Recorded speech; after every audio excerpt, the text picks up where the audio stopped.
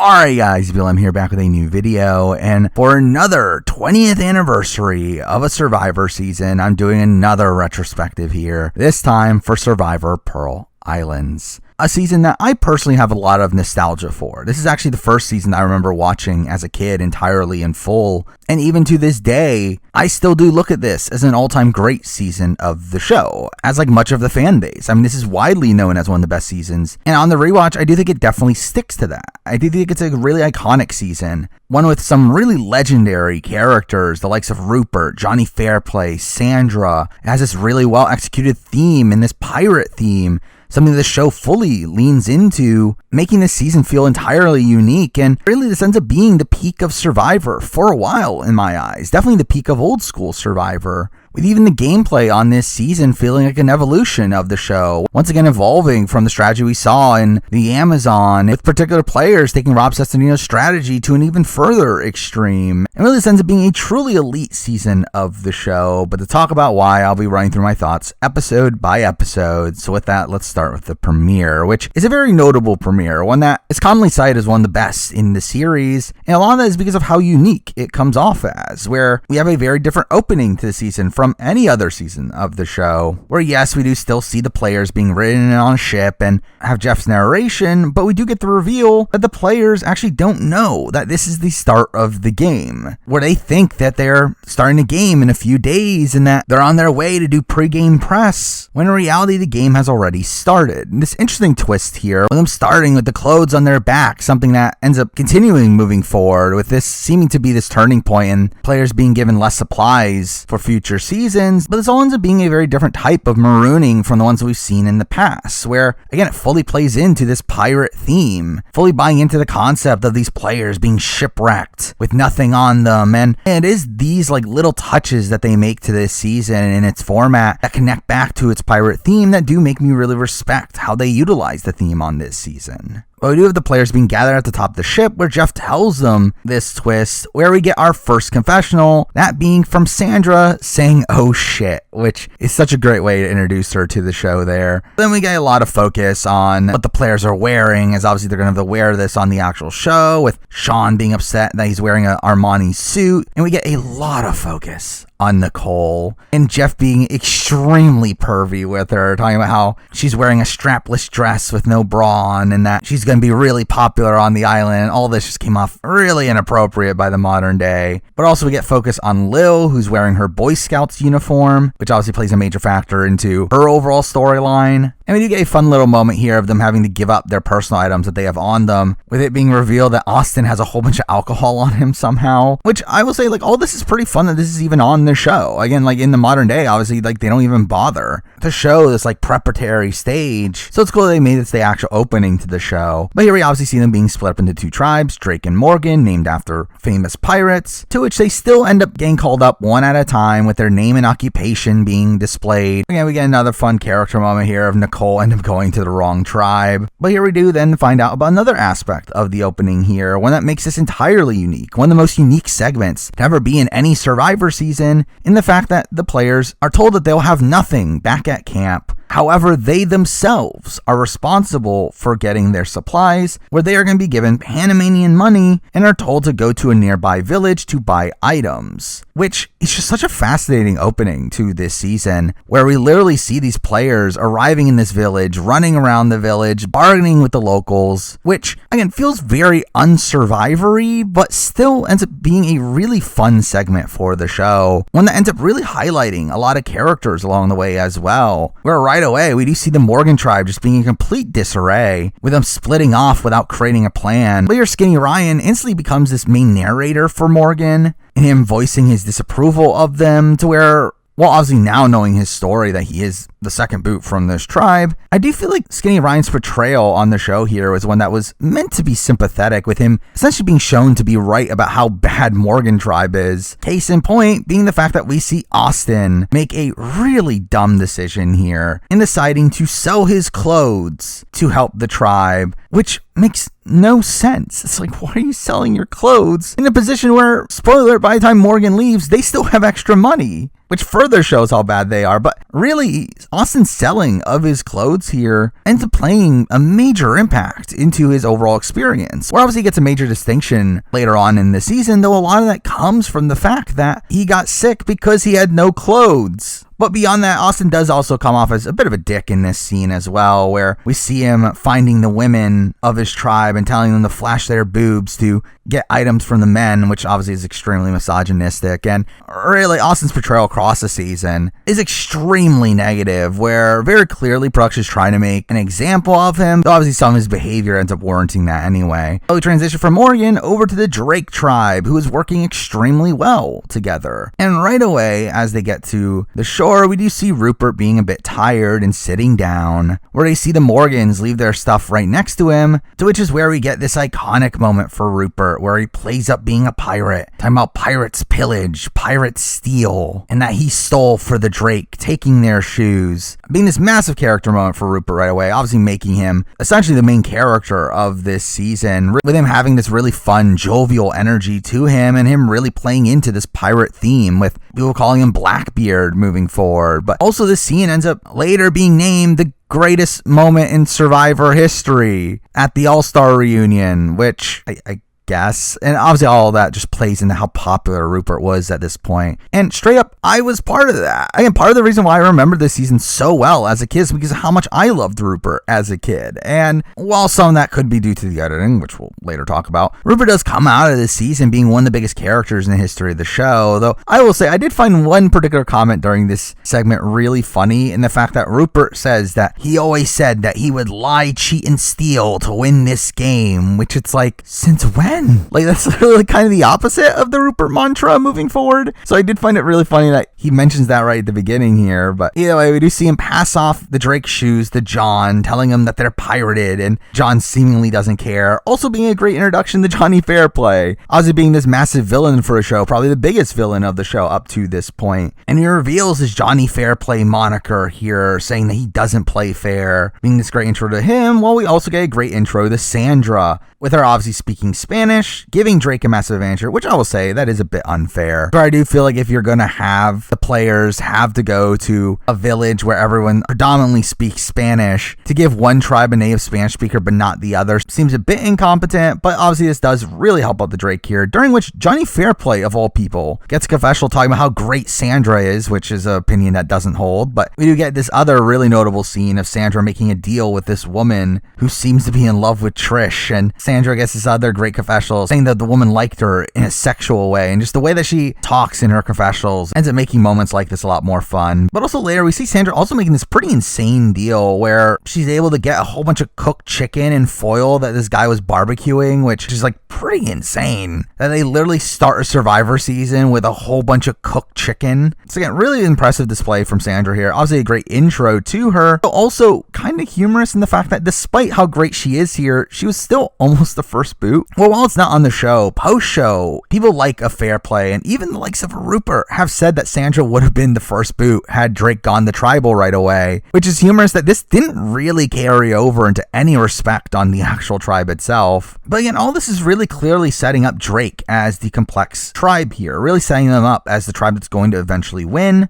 with them clearly being shown as a more effective tribe during this, and also getting a lot more individual players getting a highlight, while in comparison, the Morgans are again shown in disarray. We even get this segment with Tawana arguing with locals, and overall just have this massive tinge of negativity to them, while this also ends up starting this Nicole Tawana feud that ends up playing into the results of this episode. But with that, we finally do get around to getting to the camps, where we do get these map transitions between tribes, which is a cool little addition there, again, once again, playing into the pirate theme. By the way, first let's talk about the Drake tribe, where early on we do get a lot of focus on Sean and Burton, with Burton seeming to be leading the camp, that also ends up annoying a lot of the rest of the tribe through this, where we do see Burton being very chummy with Sean and Michelle in particular, which obviously ends up being this like 3-person alliance that ends up being in the minority. But again, all that does get set up here, Sandra, Krista, and Trish all being annoyed at them, which is this pretty negative start for Burton's edit, one that I will say as a whole, my opinion of him as a player has kind of gone down on the rewatch, to where I still think he is a good player. However, he does make a lot of very blatant mistakes, and this being an example of that, him just very pretty openly excluding a lot of the members of his tribe, but he does end up catching a fish in this episode, to which Rupert ends up responding to this by saying one fish isn't enough, and he starts go fishing himself, which is obviously a major aspect of his character, and we do get some great confessionals here as well,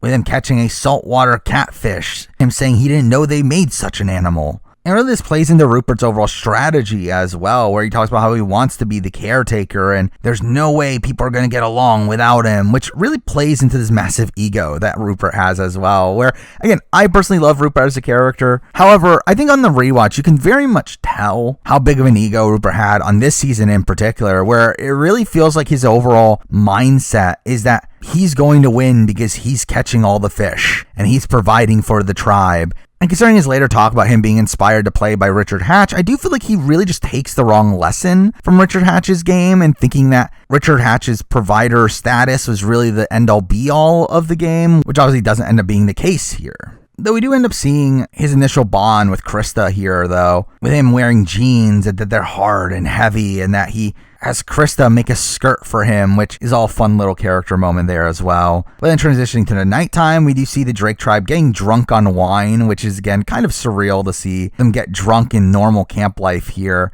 To which we get a segment about Johnny Fairplay. We get another really fun confessional from Rupert talking about how John reminds him of the kids he mentors that pops off stupid stuff, talking about getting some honey and smoking something. And again, all this is pretty fun, leading into John talking about his strategy of wanting to make everyone laugh, though at the same time this seems to be undercut by both Krista and Sandra to talk about how they find him obnoxious, which leads to really mixed content from him even from the beginning. But then we transition to Morgan Tribe, where, again, right away we get a lot of underdog content here for Ryan, with him seeming to be the voice of reason in confessionals, though doesn't really do anything about it. But so we do get a lot of talk about the shelter building here, with Austin really just running around the entire camp trying to find a spot, to which Ryan ends up mocking him about his muscles, but eventually do end up finding a rock wall, to which Savage suggested they should make the shelter there, only for there to be rocks breaking down as they build it, which really instantly shows you some questionable leadership skills from Savage, who obviously becomes the leader of the tribe, though it doesn't necessarily make the right decisions at points, and we do see them really struggling with sleeping here, with, again, rocks falling in the middle of the night and crabs biting people, and it's, again, obviously a pretty miserable experience on the Morgan tribe there. But to add to their troubles, we do also see them not even bothering to find their water supply, which is weird, or I guess they bought some bottled water back at the village, which is like, of all things, you're buying bottled water, which again, it seemed like they just didn't realize they'll be given a water well, which seems weird considering almost every season before this had, and instead they just assume that these like dirty puddles of water are going to be their water supply. But anyway, they eventually see it on the map, which again, the fact that they didn't to begin with is kind of dumb. But again, Savage thinks that building the shelter is more important than water, and because of that, we do see Ryan and Lil go off on their own to get the water, to which they end up bonding right away. Though also, this ends up isolating them to where they're clearly on the bottom. Following this, though, to be fair, they probably would have been on the bottom anyway. But anyway, coming into the immunity challenge, we do get a lot of talk about Austin struggling, to which, because he sold all of his clothes, all he has are these shorts that keep on falling down, to which Savage and Rhino tell him that if his pants go down, they'll pull theirs down too, to be in solidarity, taking us to the immunity challenge, which ends up being this very physical comp of pushing this cannon through a course. And it is during this that we do get the iconic moment of Austin's pants falling down and Savage and Rhino taking theirs off as well. To which Jeff says that these are the guys no one wants to see, which again feels like a pervy comment there. And we do get this funny little editing trick here of the Chiron saying Morgan behind as it shows the backsides of the nude players here. But anyway, this ends up being a really close challenge where Drake was in the initial lead, though Morgan then ends up being in the lead going into the final section, only to then get stuck in the sand at the last second, leading to Drake running past them, to which Sean yells out, "We didn't need to get naked," which was funny. And this is followed by Sandra talking about how she wasn't impressed by what she saw. Rupert calls them idiots for what they did. And this feels like another instance of the Morgan tribe just being completely dunked for like no real reason, which if I was watching this in real time, it would have made it so unlikely that a Morgan tribe member was going to win the game. But either way, in the lead up to the vote, it seems initially to be a very clear vote between Lil and Ryan, with Ryan being the main target, with Savage being upset at Ryan for tiring out in the challenge, calls him a limp noodle, which I will say, I never particularly like this aspect of Savage's character. This one that seems very dismissive to the nerdier archetype, as we do even later see in his Second Chance season with Stephen Fishback. But here, you just seem to really dismiss Ryan right off the bat. But following this, we do end up seeing Nicole being back on the show here, going up to Ryan and Lil and telling them that she wants to get rid of Tijuana. Again, playing into this previous confessional about her not liking her, though this does lead to Lil being confused at why are we voting out Tijuana, and approaches Savage and Rhino about this, to which Savage believes her and says she doesn't have a dishonest bone in her body, which a bit ironic considering what later happens with Lil. But this obviously gets back to Tijuana, where now the plan flips onto Nicole, being really sloppy play from Nicole, being a situation where she seems to just be targeting Tijuana because she didn't like her, and that ends up really blowing up her entire game here. But again, it is funny that Tijuana talks about how she believes Lil because she has no reason to lie, which is like, she's on the bottom. Like, why would she not lie? And we do get this short little fight between Nicole and Tijuana, with it being pretty obvious that Nicole was on her way out here, where even Nicole seemed to realize that she messed up. But anyway, this takes us to Tribal, which ends up being a pretty notable set here, taking place on top of a Panamanian fort, which is pretty cool, during which we do have Savage going pretty hard against Skinny Ryan once again here, which seemed to be pretty bad gameplay, especially in the fact that Skinny Ryan was not going home, which again, wouldn't have mattered anyway, because Skinny Ryan was still the next to go, and then more than likely we're going to lose another challenge, but still seemed to be suboptimal play there. But anyway, Nicole obviously gets voted out unanimously, and Nicole was fine. I mean, she didn't really get that much to do on the show. She was there at the very beginning, she was there at the very end. Obviously, the end obviously focused on her downfall, which again felt like extremely sloppy play from her. The beginning was more so focused around the fact that she didn't wear a bra, and Jeff talked about how popular she would be with the men, which is again just weird comments there. But again, I don't feel like we got to know that much about her, but they have a somewhat interesting downfall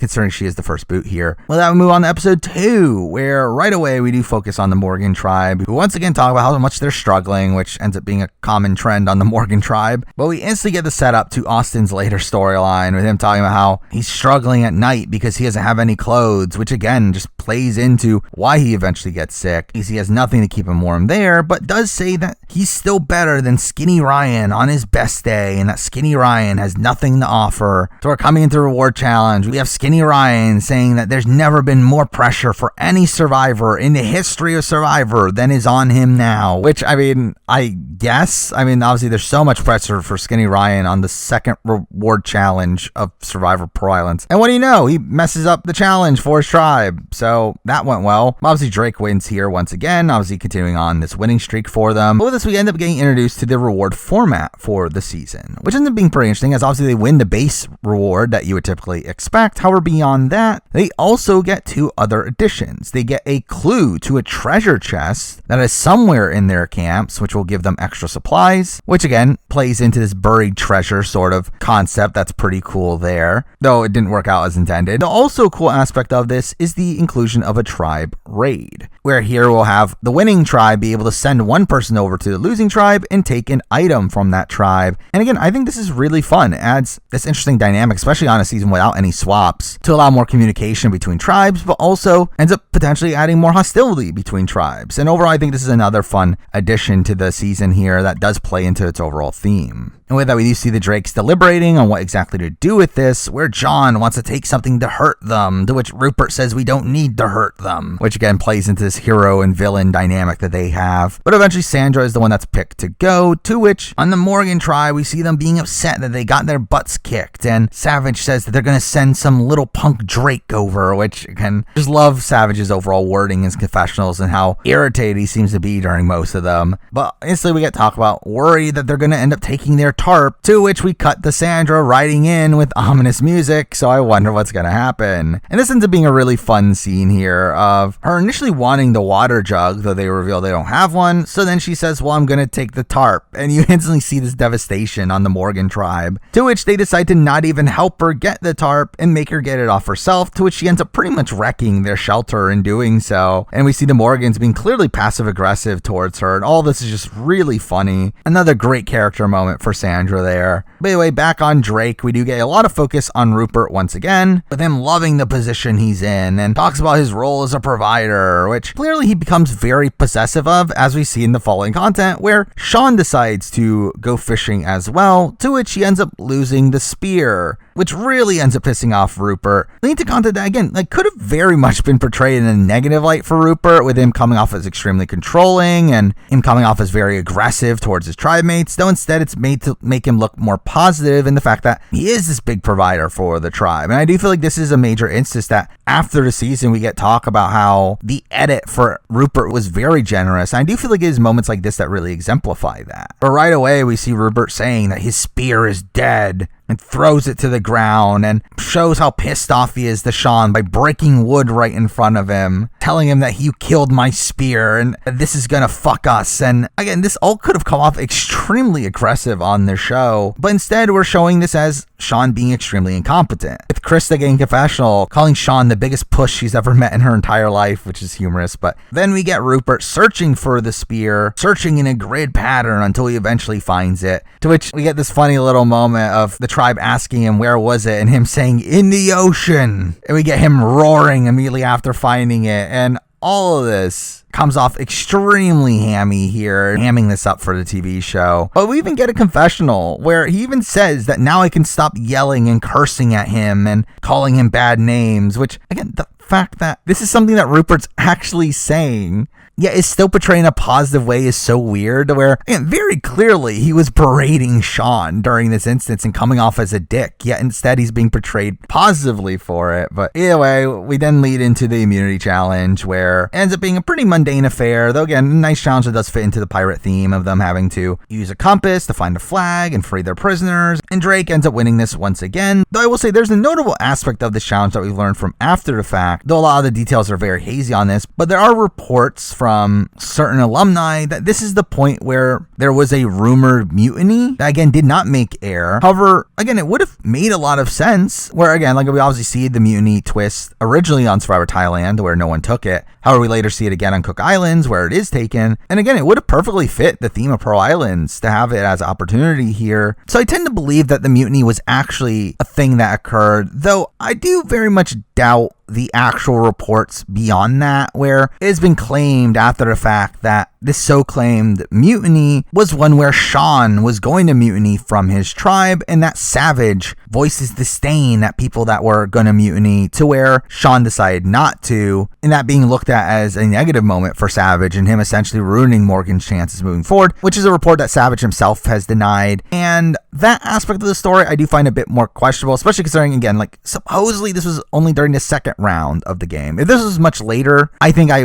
could believe this story a bit more, but considering it's only in the second round of the game, why would Sean openly voice his want to mutiny this early on, and why would Savage deny his mutiny? All of it just feels a bit strange, to where I don't fully buy into that aspect of the story. But anyway, back at camp, we didn't get the start of one of the more notable storylines of the season, where Austin is now talking about quitting the game. We're now without a shelter, and him also being sick. He talks about being worried about getting pneumonia and goes up to Ryan and tells him to vote him out, which ends up being pretty surreal here. Up to this point in Survivor history, we haven't had anyone officially quit the game, even though we had someone like a Shauna threaten to quit. But even then, obviously archetype-wise, Austin is very different from Shauna, being this massive guy that you would think would thrive on a show like Survivor. So seeing someone like an Austin want to quit the game at this point was a pretty big shock at the time, and something that, once again, hasn't been portrayed in a negative light here, though we do see Savage and Tawana talk him out of quitting, with Savage talking about how he needs him for challenge strength, which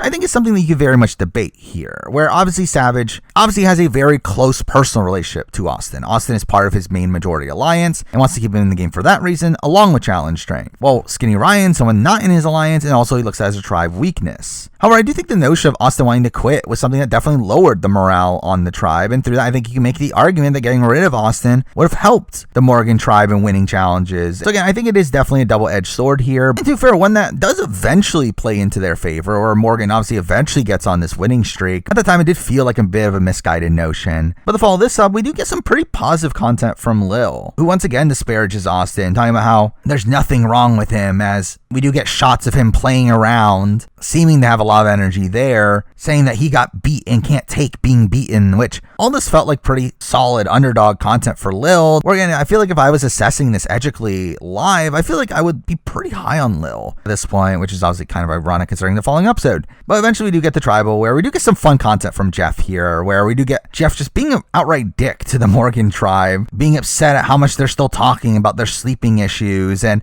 gets upset at Lil for her saying that they were close to winning, to which Jeff says, no, you've lost every challenge so far, and mocks Lil after her saying that the only issue of camp is that they aren't fishing. And all this was just really fun content from Jeff, of this like old school Jeff that we don't really see in the modern day, of him just really disparaging the players, something that is pretty common on this season. I think this is probably one of Jeff's biggest seasons, of him just being kind of a dick to the players. By the way, we do get to the vote where Ryan and Lil do vote for Austin, only for the rest of the tribe to still vote out Ryan. And Skinny Ryan is an interesting character on this season, being one that, again, I think was portrayed pretty positively, even though the likes of a Savage looked at him as pretty incompetent. To be fair, I mean, did not do good at challenges, and also seemed to be pretty aloof socially, which kind of makes Skinny Ryan as a whole kind of a dud here. I mean, he was someone that was clearly being cast to be the next Rob Cesternino, being this younger super fan that had a perpetuity for some humorous confessionals, though obviously he doesn't really fully live up to that, and largely ends up being a pretty unnotable figure in Survivor history outside of just his nickname of Skinny Ryan. Whenever episode 3, where here we once again get more focus on the Morgan tribe, just moping around about how bad their camp life is, but here you see Austin have a little bit of a turnaround where he stops talking about quitting, where Savage talks about how there's a difference between quitting and pulling the trigger, and instead the target ends up being between Lil or Dara for this episode. But we once again get this kind of humorous lead up to the challenge, where Savage talks about how we need to fire Austin up for the challenge so that he can do what he needs to do, only for us to then cut to the reward challenge, which ends up being this one where players have to battle each other in boats, and the last one standing ends up winning, to which Austin ends up sinking his own boat because he decides to stand up, which is really idiotic. But it's funny how like this all leads up to Austin just messing up the challenge for the Morgan tribe, and obviously they end up losing once again. But it's here where we do get this really fun character moment for Lil, where she decides to go off fishing on her own, kind of showing her as this social outcast on the tribe. But we have her talking about how she wants to prove herself to show why she should stay over Dara,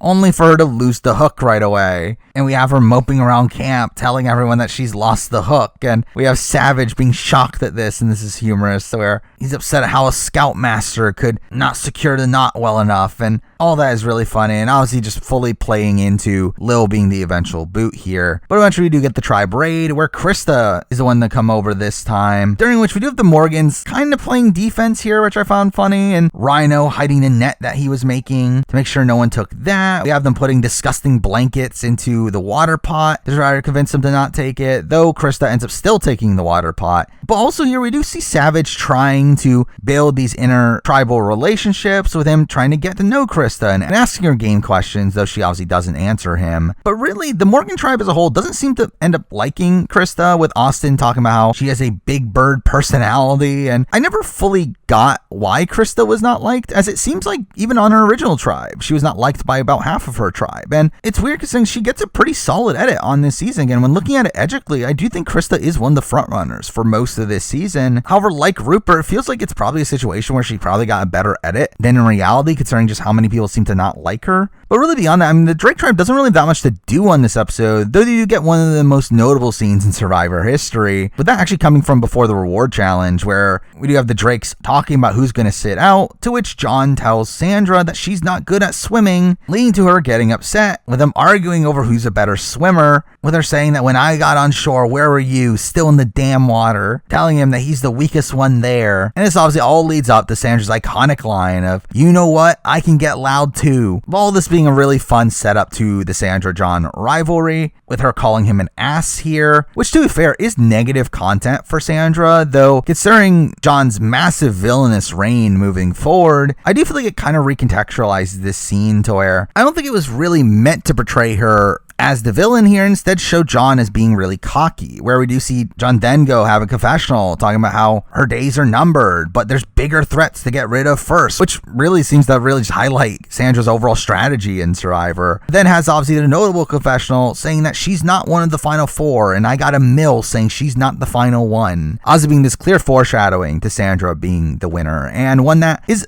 a bit of a different turn for a winner quote, where typically obviously the winner quote is said by the winner. Though this is an instance where this like winner quote here really comes from Fair Play instead of Sandra. Sandra not really getting a confessional like this, which ends up being an interesting twist here. But anyway, we get to the immunity challenge, which really ends up being a one-on-one of the strongest men having to hold up the lightest women, with Austin holding up Dara and Rupert holding up Michelle, with Rupert ending up winning it for the Drake, which obviously has Austin failing once again. Though here we finally get the highlighting of the majority alliance of Rhino, Austin, Savage, and Tawana, where again it's between Lil or Dara, where there's talk about Dara being stronger in challenges while Lil does more around camp. And we do get this fantastic conversation between Lil and Savage, one that obviously plays into their later dynamic in the season, where Savage tells Lil that she's an asset to the tribe and that he'll tell her if the vote is going her way, which, spoiler alert, he does not. So we get to the tribal, where again Jeff is still really upset at the Morgan tribe, calling them the losingest tribe and that they might be breaking records, and being upset that they're fine with it. And it all leads up to an eventual unanimous Lil vote, where we do get this notable moment of Lil's fire not going out, where he says that they don't want you to go, and all this is just really funny considering obviously Lil's later return on the season. But obviously again, Lil does end up returning to the game, so again we'll talk more about her later. But anyway, with that we move on to episode 4,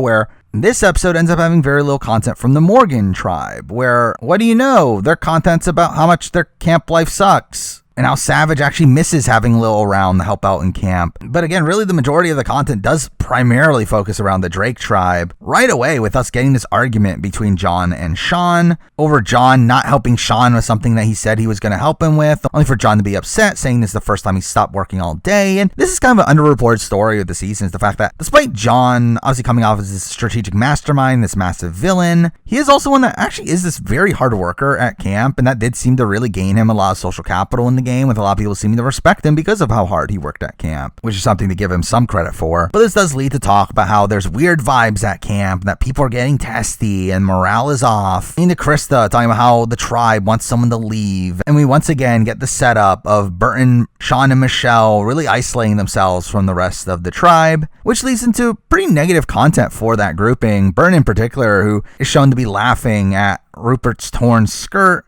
with Rupert then calling him a pretty boy jackass idiot, saying that it reminds him of high school, which was all a negative look there. But again, once again, playing into showing Rupert as a sympathetic figure. Anyway, this gets followed up with the reward challenge, where it ends up being a pretty mundane affair, kind of more in line with modern Survivor challenges of running out into the water and getting puzzle pieces. So here we do see Austin really struggling in the water to where he needs help, and they decide to send in Rhino and Savage to save him, which was really weird. Where again, like in the modern day, I feel like again, obviously they would just have a crew out there to help anyone that was struggling in the water. Here we literally have Jeff telling two of the fellow players to go out and save him. That was a strange aspect of this, but once again, Drake wins the challenge as expected, to which they end up winning a sewing kit, which is weird that was a reward, but obviously this allows Rupert to fix his skirt, so at least there's that. But this also ends up giving Drake the final clue to the treasure chest, which leads to a segment of the tribe going out and finding it, which very much feels like this predecessor to idol hunts and how this scene was portrayed. And I would not be surprised if it was this initial concept of having these clues lead to an eventual treasure that did end up leading to their formation of the immunity idol. But here we have Michelle finding the treasure, to which we get talks about hope of candy or cheeseburgers, only for them to open it up and Sandra saying that it smelt like death, where it turns out everything inside is moldy and wet. Where again, clearly production did not properly secure the things in the chest, to where it really just ends up being this really lame reward. Where I mean, at least they do get some chocolate in there, they get some honey and sugar, but everything else was pretty soaked and unusable, which makes this a pretty lame reward by the end of it, especially considering how hyped up it was. But again, still an interesting concept to add here, really playing into the pirate theme. But eventually we do cut over to the Morgan tribe for the tribe raid, where Trish comes over and takes their lantern. Really quick segment there, one that was pretty passed over in the edit. Though while this is happening, we do see that Rhino and Savage aren't there because they got lost while fishing. to which we get this weird Blair Witch Project style segment, which again just felt very early 2000s. And it is funny just how much old school Survivor ends up referring to the Blair Witch Project. But either way, we then cut back to the Drake tribe, where really the big events of the episode finally start to happen, where Burton ends up talking to Rupert in the middle of the night, telling him that they have to throw the challenge, telling Rupert that they need to stick together as they're screwed at the merge, considering they're the strongest players that are going to be picked off, and that the likes of John, Trish, and Sandra are going to flip on them. So Burton wants to throw the challenge here to get rid of Krista, the person he didn't name in that group, which obviously Rupert agrees in the moment, though we then cut to confessional where he says that he wanted to smack him in the head and calls him a traitor. Says that if this was a pirate culture, he would already be dead. And this is funny considering, as again, this notion of throwing the challenge here ends up being one that Rupert's alliance then proceeds to do as well, which comes off a bit hypocritical there, though. Also, really, it just ends up being this first example of this dysfunction within these tribes that continue to win challenges. And we see this in seasons moving forward with the likes of Tandang and Galoo and Jalapao, these tribes that, despite the fact that they win a whole bunch of challenges and come into the merge with the numbers, they just simply can't stick together due to how fractured of a group they are. And Drake obviously falls into that, but also this notion of throwing the challenge was something that is actually kind of forward-thinking from someone like Burton, where obviously it doesn't work out for him, and we had already seen Ethan throw the challenge after the swap. But again, it does show a higher level strategy from Burton. One, the fact that, again, he is willing to throw challenges if it's going to benefit his game, showing that he doesn't look at challenges at the end-all be-all of the game. But also, even beyond that, it does show that Burton is thinking about long-term prospects. It shows him realizing that he's going to be a threat later in the game and wants to keep around the threats to protect him. Essentially, this proto-meat shield strategy, which is something he doesn't even fully follow through with, which leads to his eventual second downfall. So again, there's good ideas here, but obviously, like, Burton's social capital in the game was not particularly strong due to the fact that he isolated the likes of a Trish, Sandra, and Krista. That ends up being this major knock for him in the game. But again, we do see Rupert's alliance come together and talk about now throwing the challenge to get rid of the cancer on the tribe, that being Burton, with Rupert saying that throwing the challenge is the dumbest thing that we could do, but he's going to stand by his alliance, which sure, I guess. But really, it is funny that by the time we get to the challenge, really the entire tribe is on board with throwing the challenge, but for different reasons, with obviously Burton, Sean, and Michelle thinking that Krista is the target, while Rupert, Krista, Sandra, Trish, and John think that Burton is the target. And when you get to the immunity challenge, which is one that is extremely easy to throw, where it isn't actually kind of an interesting challenge, it being kind of a mix of the attack zone challenge, but adding this like chess-like aspect to it. Though right away, we do see Rupert and Burton being two of the ones to sit out, as being two of the strongest competitors on the tribe, which even Jeff calls this out as something looking suspicious. But even beyond that, we see the Drakes moving out of Morgan's way at points, leading to Morgan winning their first ever challenge, and them being so happy, which is ironic considering obviously it was a challenge that was thrown to them. But this is where we do get the reveal of another twist for this round, that being that the winning tribe will get to pick someone from the opposite tribe who will be spending a night at their camp and playing the reward challenge for them, to which they end up picking Rupert. Which this itself ends up adding this interesting dynamic to Rupert's game that we'll later talk about. But also, without Rupert there, the vote now becomes a 4-3, with John very clearly being in the middle here, with both sides obviously thinking that John is on their side, though Burton seems to be a lot more confident than Krista, with Krista actually getting some pretty decent content here, seeming to be strategically aware of John's position in the game. Again, once again, kind of bolsters Krista's edit here, who again surprisingly gets a pretty good edit. But either way, we see John being stoked to go to the tribal, but we get the tribal where this is one of the funniest tribals in my mind, where again, John is just very clearly plastered, and Jeff is just so annoyed at him the entire time. Where here we see John saying, "The tribe is awesome, happy tribe." Jeff asks him if he's loaded and calls him a self-proclaimed good strategist, ends up being upset at Fair Play for saying he's going to vote based on astrological signs, and says that it's not a respectable way to be treating someone on your tribe. And again, all this is a really fun back and forth between Fair Play and Jeff here. Then we get to the voting, where we do see John's voting confessionals, where he does have this trend of saying wrestling lines as he votes people out, which is an interesting aspect of his character.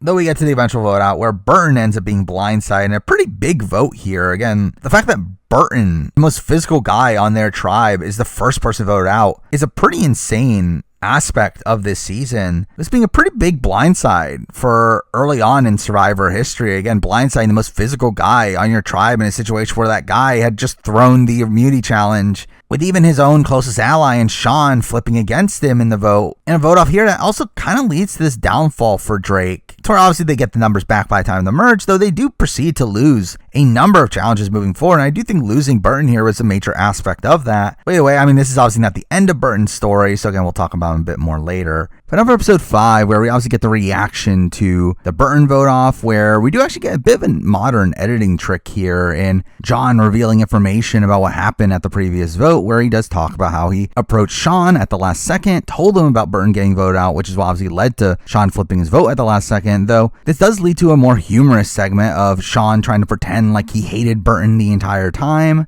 leading to the rest of the tribe just being clearly annoyed at the fact that he thinks that he can trick them in this way, with Trish being able to vocalize how insulted she is at this. But we also get content from Michelle, who was the only person completely left out of the vote, which obviously feels like set up to her eventual boots. Though we also get talk here about wanting Rupert back, with Trish worrying that he's going to give up too much information to the other side, and John also mentioning that he's annoyed that Rupert's now going to have relationships with the Morgans, which sets up their later flip against him. But we do get to Morgan, where Rupert gets a lot of positivity here, and him really being propped up as the one that causes this later Morgan comeback, with him helping them rebuild their shelter, during which we get more negativity for Austin, with him clearly not wanting to be involved in this plan. And yeah, Rupert talking about how they're working hard at not working, and just openly talks about how they don't make for a good team. But then we get Rupert fishing, to which he ends up teaching Rhino to fish, to which we get another one of these moments that Rupert could have clearly been shown more negatively, where Rhino does end up losing a fish, leading to Rupert being pissed at him and ends up roaring. And clearly a moment that could be portrayed as Rupert again losing his temper and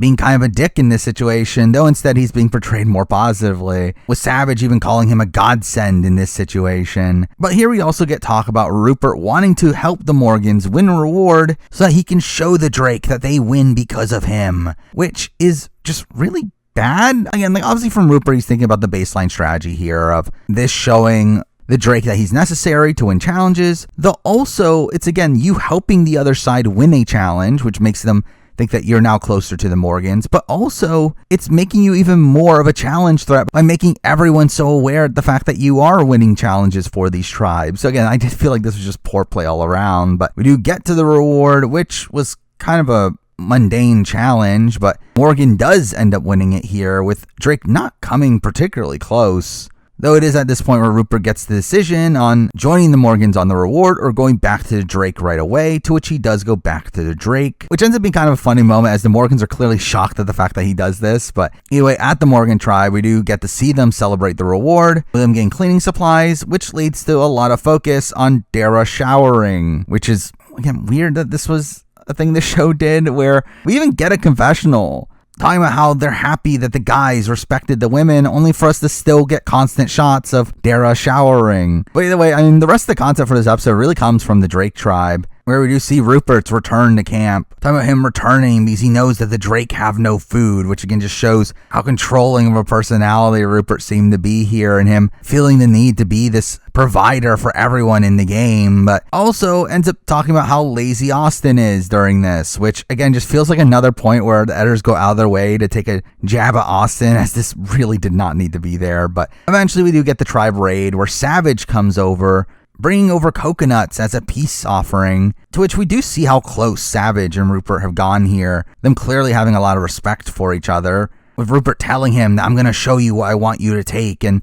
we see them negotiating for rice, to where despite Savage having the opportunity to take the entire thing, he ends up not doing so, which all this once again seems to just put a further target on Rupert's back, with him seeming so chummy with the Morgans here, with Rupert himself even saying that there's a danger in playing the middle of two tribes, as it could end up isolating people, to which we literally get shots of Trish and Fairplay, which is very clear foreshadowing there. But is also here where we do see Rupert finding a little snake that Rupert ends up calling Balboa. Again, a nice character moment here of Rupert again being portrayed as a nice guy, though also one that feels like him kind of hamming it up for the show. But either way, we do learn that the immunity challenge will be the gross food eating comp, with Michelle talking about how good she is at this, To which we see the Drakes create this plan, a plan for Michelle to fake that she's struggling with her first dish to allow them to have Michelle play in the tiebreaker and end up winning it for the tribe. Again, nice to see this type of strategy being enacted here, obviously utilizing previous seasons to their benefit. That also just kind of shows you how stale the gross food eating comp has gotten to where this strategy is very predictable at this point. But obviously this plays to great effect here, as when we get to the immunity challenge, Michelle just chugs her drink down almost instantly, really annoying the entire Drake tribe. And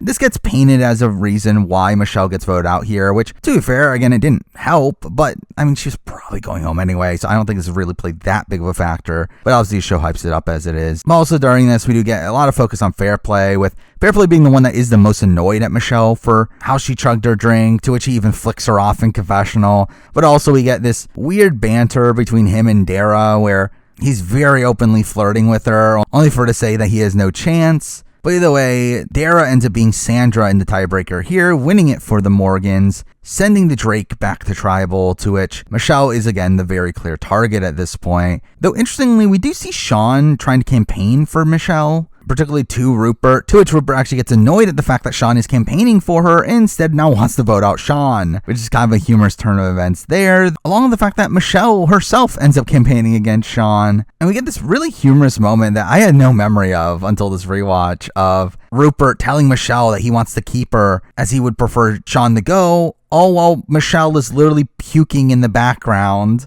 And there's like this dramatic music playing as this is supposed to be this like good moment for Rupert, but it all just comes off as really ridiculous considering she's literally just puking right next to him. But either way, I mean, obviously we get the tribal, where here we do have some intrigue from, again, Jeff being kind of a dick, with Fair Play admitting to the fact that they threw the last immunity challenge, and Jeff being annoyed at the fact that they made him go through the charade. He talks about how throwing challenges is cocky, and now you've made the other tribe a powerhouse, which, I mean, I guess. But again, really just playing into the fact that production never really seemed to be on board with the concept of throwing challenges, even though I do think, again, there are points where throwing challenges is very beneficial. However, I feel like from a production standpoint, they never liked this concept, particularly due to the fact that I think to them it makes a mockery of the show and of the challenges in particular, which obviously they spent a lot of time making. But anyway, Michelle gets voted out unanimously here, and Michelle is an interesting enough character on this season. I do think when we're ranking this cast on a character basis, she certainly is towards the bottom of the list, but she still does have some notable moments here. Again, she obviously has the gross food eating comp, and that being played up to her eventual downfall. We have her relationship with Burton, and really just her overall persona as this like girl next door style figure, but also one that again seemed to have a level of game to her. Now again, not that great in the sense that obviously she never votes correctly in her Survivor career, but again, she is able to bond with Burton and Sean. She seemed to be willing to cut Sean at the point where Sean himself was trying to save her, so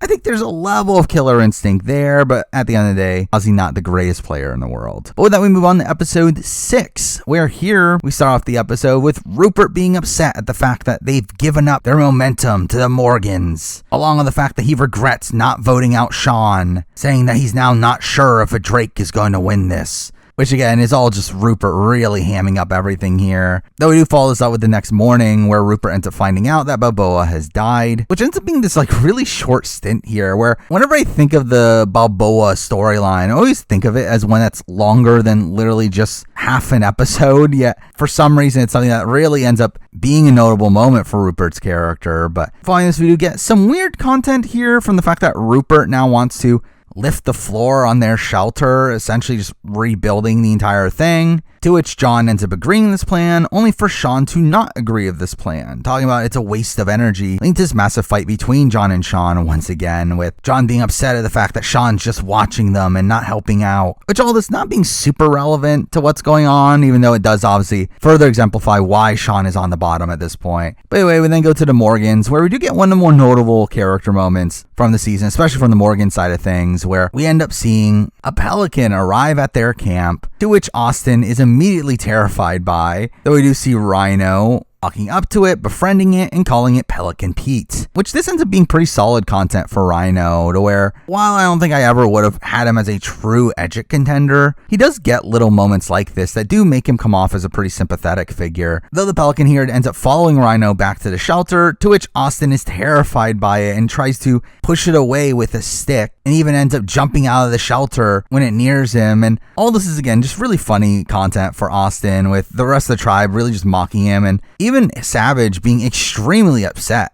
at Austin for how he treats the Pelican here, saying that he's an ass and that he should be embarrassed. And Rhino even questions why he's even out here, which, again, it is funny that despite the fact that these are Austin's allies and that they want to keep him in the game, that even these people are now getting content to ridicule him in the confessional. Either way, this ends up leading to a reward challenge where we do get them shooting real cannons, which was weird, though obviously still plays into the theme of the season. But here we see Drake winning, to which we get probably one of the more notable tribe raids of the season, where Johnny Fairplay is the one picked here, and he comes into this talking about how he's going to jump all over Morgan's morale. And as he arrives, we already have a confessional from T talking about how he's an irritant and he's rude. Then we get what is also one of my favorite little character moments across all of Survivor, which I always just laugh whenever this happens, where Savage ends up introducing himself to Fairplay, to which he calls Fairplay Big John, which he constantly calls him that during this visit, only for him to then be in confessional calling him Little John, which is just such a great character moment for Savage, really just exemplifying his character about his very political nature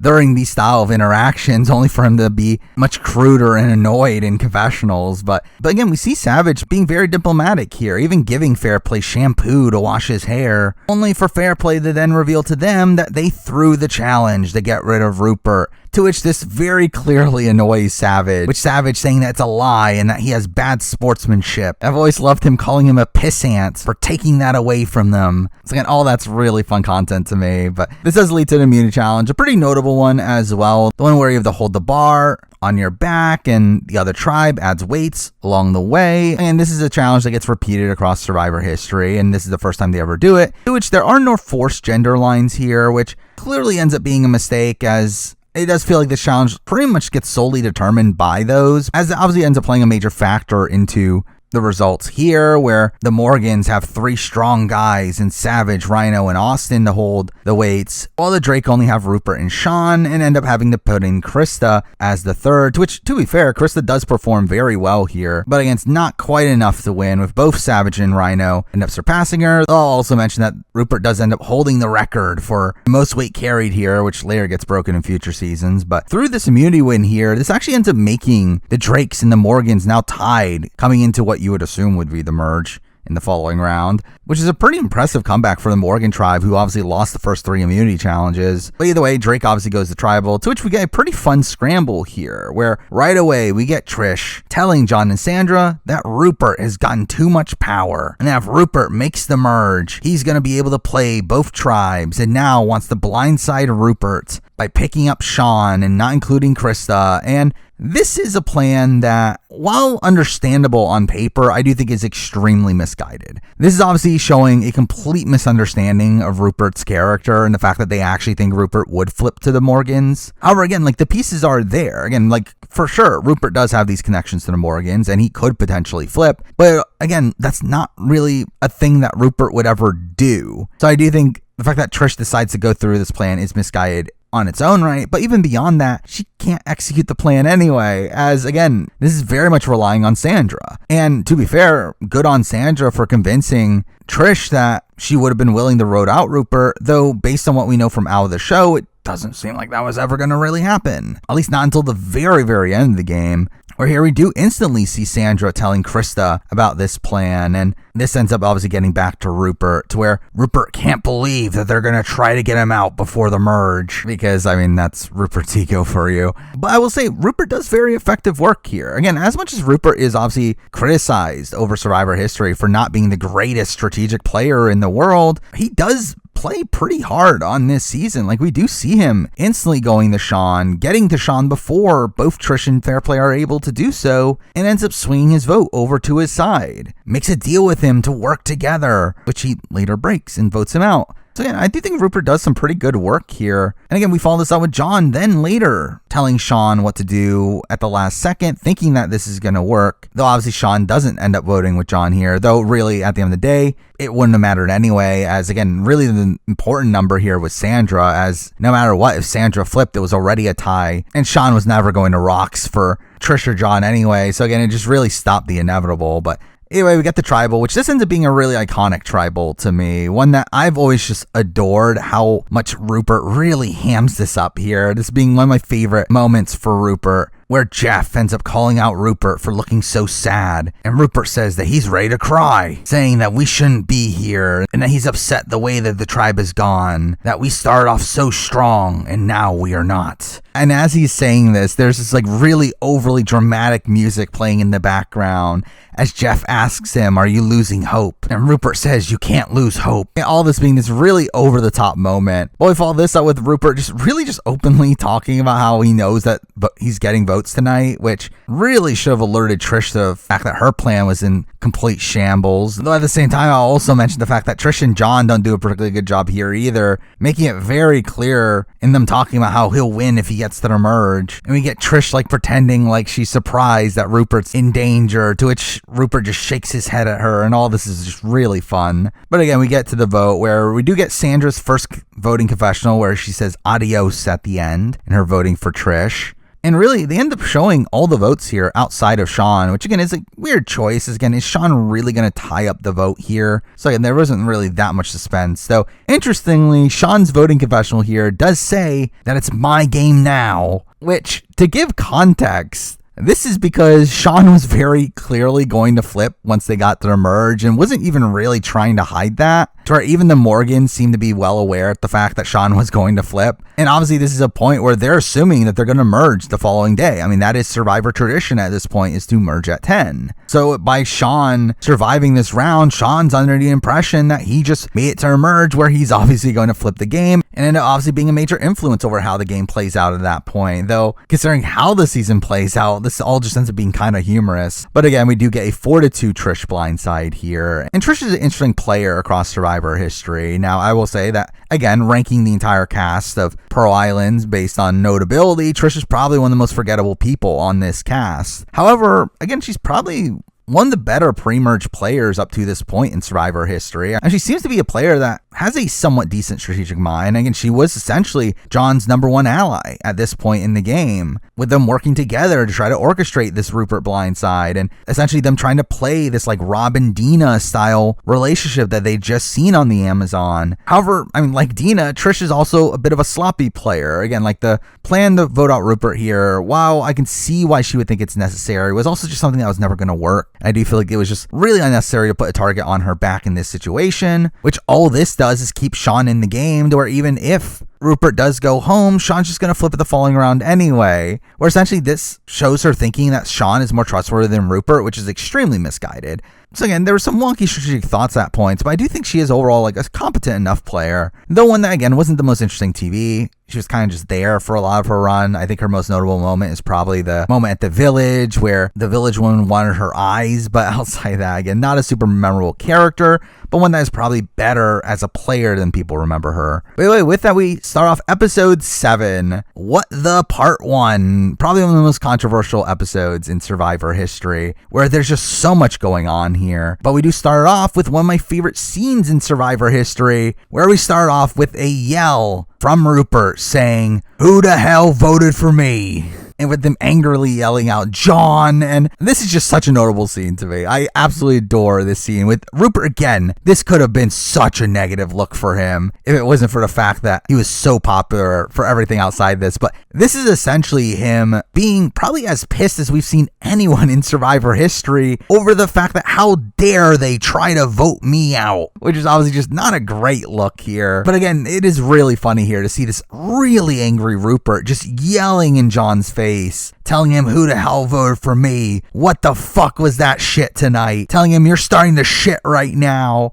All while this is followed up by these like very calm confessionals from Rupert in the morning of him saying in his normal voice that he knew when he got 2 Rupert votes that John was against him. though says that he wanted to kill John and pop his head off like a chicken, saying that he was trying to get him fish and he decided to turn the tribe against him. And again, all this could have been portrayed in a very negative light for Rupert, and while there is still a tinge of that, I do think the initial reaction to this, especially considering the rest of the edit of the season, is more so, how dare they do this to Rupert after all he did for them, which again is just an interesting aspect of the edit of this season. But we do end up seeing John like really weasel his way out of this, putting a lot of the blame onto Trish, who's obviously not there anymore, but even beyond that, seems to make up this lie about thinking that Rupert said that there would be no way that the Morgans vote him out, to which Rupert even says himself that who would have the arrogance to say that. So again, it does feel like Fair Play kind of smooths us over to a degree, which obviously plays into how he survives this round, despite the fact that he should have been pretty dead to rights.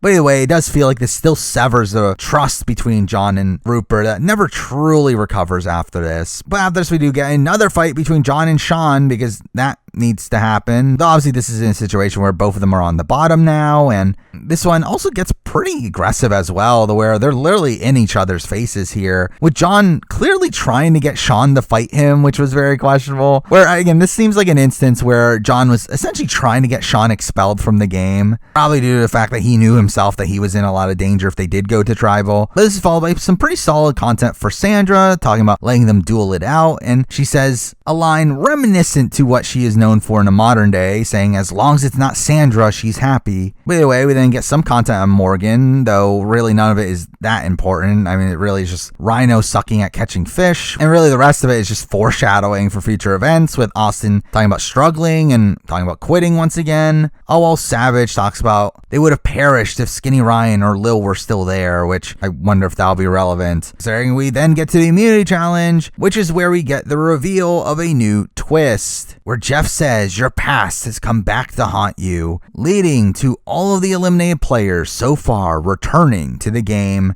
as a tribe called the Outcast Tribe, where they will be fighting for a chance to come back into the game. With us getting some humor from Skinny Ryan having a buff on that says die jerks, and Michelle awkwardly saying that she's back for revenge, baby. But with that, I guess we should just talk in general about the Outcast twist. Obviously a massive twist here, one that is extremely controversial, and one that was absolutely hated at the time. Like, obviously this went against the integrity of the game of Survivor, that once you got voted out, it was done. Where people assume that once you got voted out of the game, that it was over for you, though here, obviously, these people are given another chance. And I will say, from a pure fairness standpoint, obviously, yes, this is bad. This is not fair at all. Now, obviously, in the modern day now, we've gotten accustomed to things like Redemption Island, Edge of Extinction, which are both bad also. However, the Outcast twist here is actually an even worse version of that. Because at least on Redemption Island and Edge of Extinction, they're still out on the island. They're still having to survive in the same conditions that the other players are. However, here, there isn't even that, where all these players here got to actually stay at Ponderosa. Mind you, they were not given all the food that you would typically get at Ponderosa, and were still given limited rations in that light, but still having the ability to essentially stay in this hotel for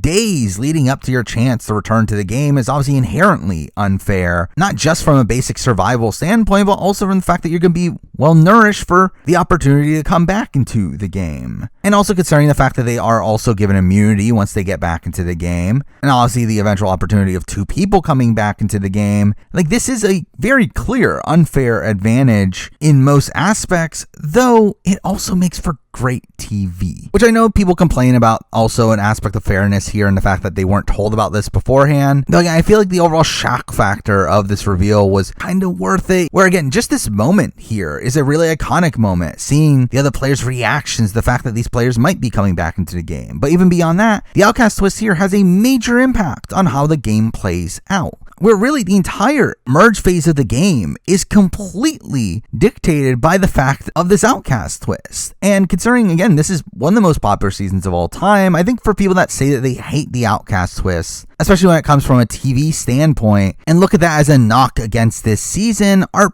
being just kind of disingenuous with themselves, and the fact that, again, this season would not be what it is without the Outcast twist. Without the Outcast twist, the post-merge probably would have been a massive slog. Again, we were set up for this position where Sean was going to be able to easily flip at the merge, side with the Morgans. The Morgans, a group that was probably not going to be willing to break up. And through that, the likes of Savage or Rhino would have had a very clear shot to the very end of the game where they more than likely win. However, due to the Outcast twist here, obviously the Drakes end up getting the numbers after the merge, and through that end up making the rest of the game a lot more interesting. And again, I do think you have to definitely give a lot of the credit for how good this season is due to the Outcast twist. Now again, how much of that was purposeful, I think you can definitely question. But even then, I still applaud them conceptually for the Outcast twist, where again, it very much fits into this pirate theme. This theme of those that you made walk the plank, coming back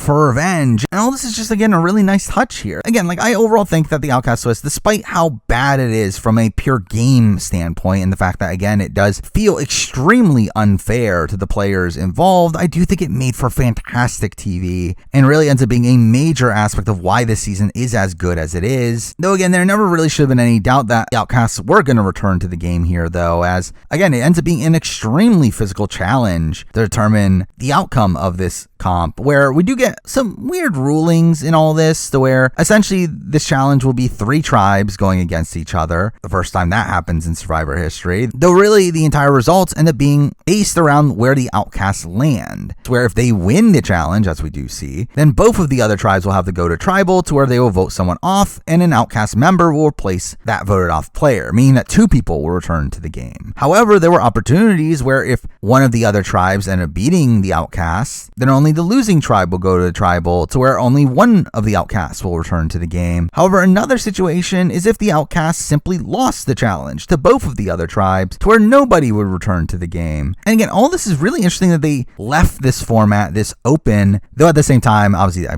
think they were 100% banking on the fact that there was no way that the Outcasts were not at least going to get one person back into the game. Though again, this could have been the first ever non-elimination episode in Survivor history had the Outcasts lost this challenge. But again, the Outcasts really just dominate this challenge, with Burton being a major reason for that, obviously making him a clear front runner for coming back into the game. Though I did find it weird, the order of the tribals here, where Drake ends up going to tribal first and then the Morgans, which didn't really make sense considering Morgan was in last. You would think they would do the opposite. But obviously, 2 people will be voted out in this round, and 2 people from the Outcast will be voted back in, with those 2 players being given immunity for the following round, which I will say that aspect of it, in retrospect, does come off a bit too overpowered in my mind, to where I get the initial concept of, okay, they want the person coming back to have immunity because that would reduce the chances of them just being voted out again right afterwards. But considering the fact that we're going to merge in that round that they have immunity, that definitely made this immunity seem kind of pointless, as at that point, again, it very clearly was not going to be a situation where everyone else is going to gather up on the Outcast. Instead, it would make the Outcast swing votes, and through giving them immunity here, I also didn't like the fact that this essentially guaranteed that they were going to make jury as well. It's like, I didn't love the fact that they were given immunity here, as I do feel like it was a kind of a necessary aspect of all this. But either way, back at the camps, we don't really get that much time in the lead up to tribal, as obviously we do still need 2 more tribals by the end of this episode. But on the Drake tribe, obviously it's very clearly between John and Sean, with Rupert making them pitch to him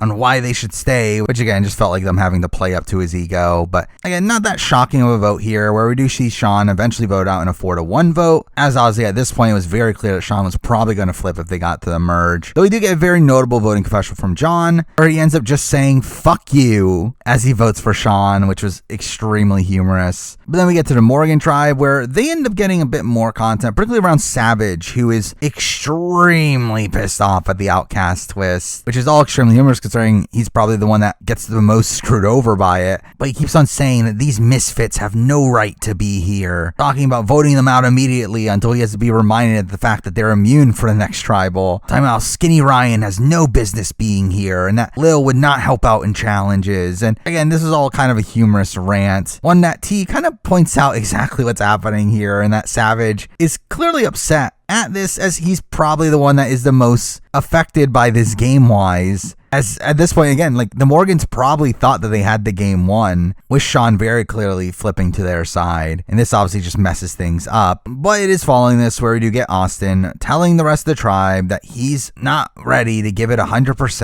and that he wants them to vote him out, saying that if you don't like what I've done, you can kiss my ass, which is humorous. And obviously this is all just lead up to him eventually quitting the game, which I'm overall kind of mixed on the overall concept of it. Now, I am mostly pro Austin in this situation. And the fact that obviously Austin was extremely sick, where we learned after the show that he had a number of staph infections, plus also the fact that he just simply didn't have any clothes and was getting sick from how cold it was at night. Again, it makes all the sense in the world at why he would want to leave the game. However, again, like, part of that was his own doing, obviously, and him selling his clothes, which was all just kind of stupid. And to be honest, I don't think Austin has the best behavior about it around camp. However, I also don't feel like Austin's quit here is that much of a true quit, where it's not like he's unpromptedly quitting the game. It's not like he just is leaving without any merit to it, where he's essentially quitting here because he realizes that someone has to go from the Morgans, and at that point, why not just let it be him? Again, he's not like one of these other quitters across Survivor history that just quit out of the blue simply because things aren't going their way, with someone like a Colton probably being the biggest example of that. Like, Austin's more so in the situation here of him essentially giving up his game for people that just want it more.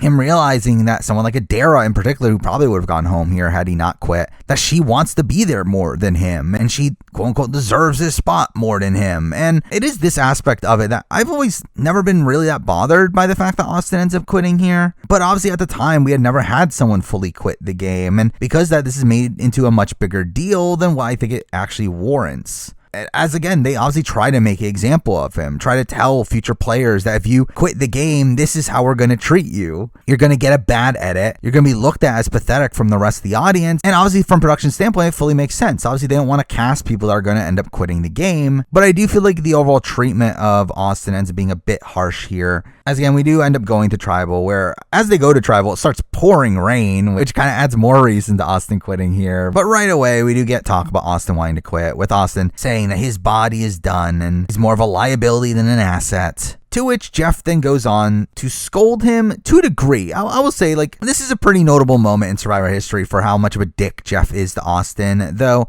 I don't find Jeff to be as bad as some people claim, at least at the beginning of this, to where Jeff simply just calls out how much everyone else wants to be there more than Austin, and does call him a quitter, which, again, I would never argue that Austin isn't a quitter. I would just say his quit is warranted. But despite the fact that, again, like, he ends up being listed as a quit and not a vote off, they still technically vote him out. Mind you, it's again in the Varner sort of way of this like roll call where Jeff goes one by one to each of the players and asks them if they're willing to vote out Austin, to which they all do, which is obviously not going into the formality of getting up and writing down the votes. So again, I don't feel like that was necessary in this situation. But again, I do think the overall exit for Austin here is probably where Jeff gets a bit rougher, where he doesn't end up saying the tribe has spoken moniker. He instead says, "To your wishes, go home," and then tosses down his torch, to which this ends up being constantly cut to at points across the season to seemingly further ridicule Austin. And we do have Jeff ending the episode by saying that people tried too damn hard to get into this game and stay alive. Though I do find it really funny that the final thing Jeff says here is that maybe this is the best thing that happened to the Morgan tribe, which, spoiler alert,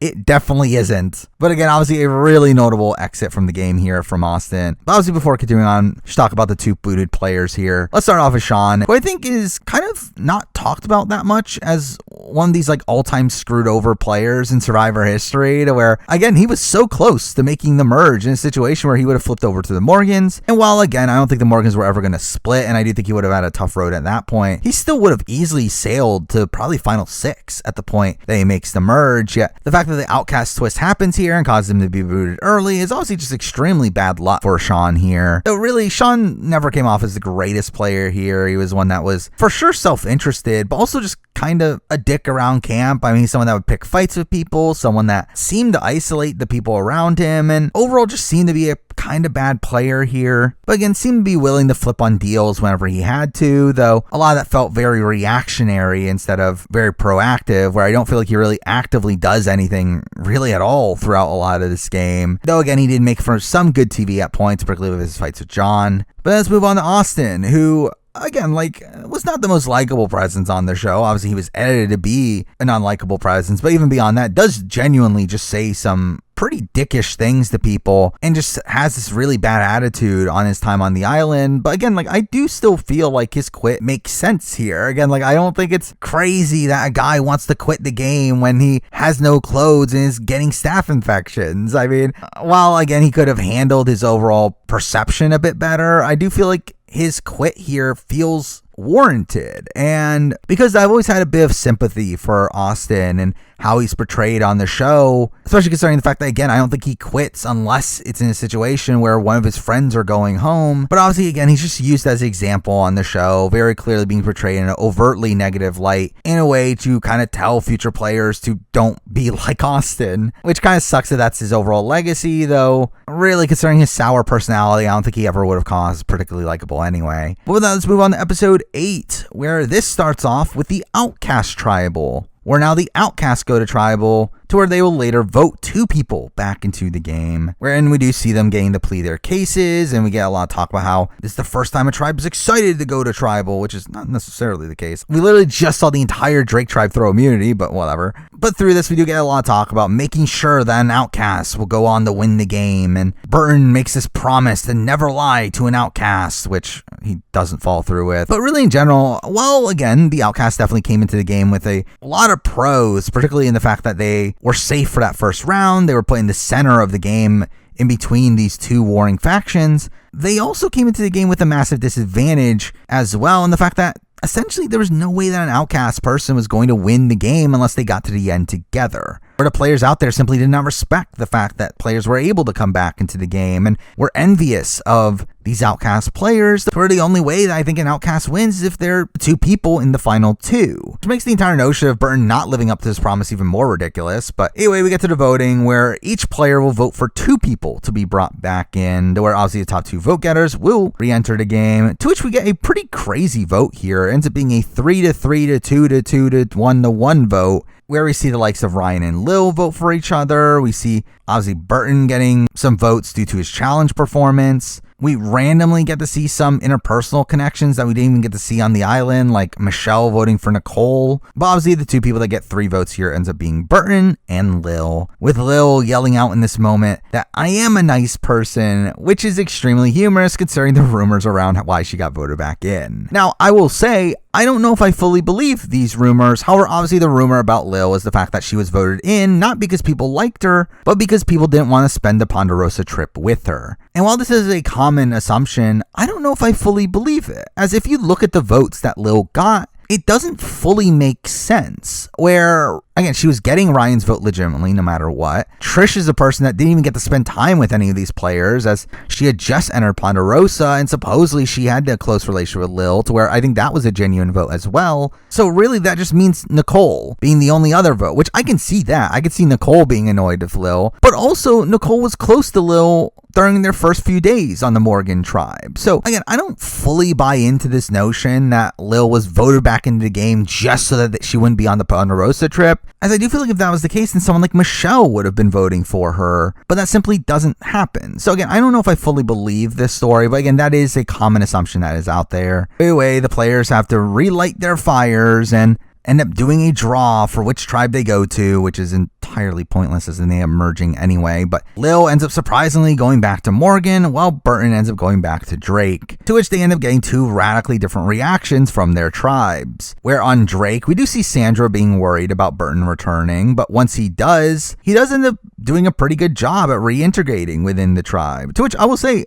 if I was looking at this from an Edgic perspective, I do think both Burton and Lil would have probably been my top contenders at this point in the season, with this really feeling like a complete redo of the season, and Burton's content in the early episodes after he returns being extremely strong here, where again, he rebuilds a lot of his bonds on this tribe while also being aware that it's a game of deceit. Though we do see him and Rupert hashing it out, to where Rupert talks about how hurt he was by how Burton treated him, to where he reminded him of every jock in his life, that he was back to being this fat, terrified kid, which is obviously sympathetic content for Rupert, but again, Burton handles this pretty well. I know how terrible he feels that that's the way he made Rupert feel, and ends up getting Rupert to agree to not vote out Burton next, but instead vote out John, which is a notion that I do think would have probably held had they had to go to Tribal once again. But either way, on the Morgan tribe, again, we get an opposite reaction, where, while initially we do see the tribe trying to pretend like they're happy to see Lil, you can definitely tell that the vibe was not as positive as it initially seemed, where we do see Lil and Savage talking here, which is kind of awkward from the fact that Lil was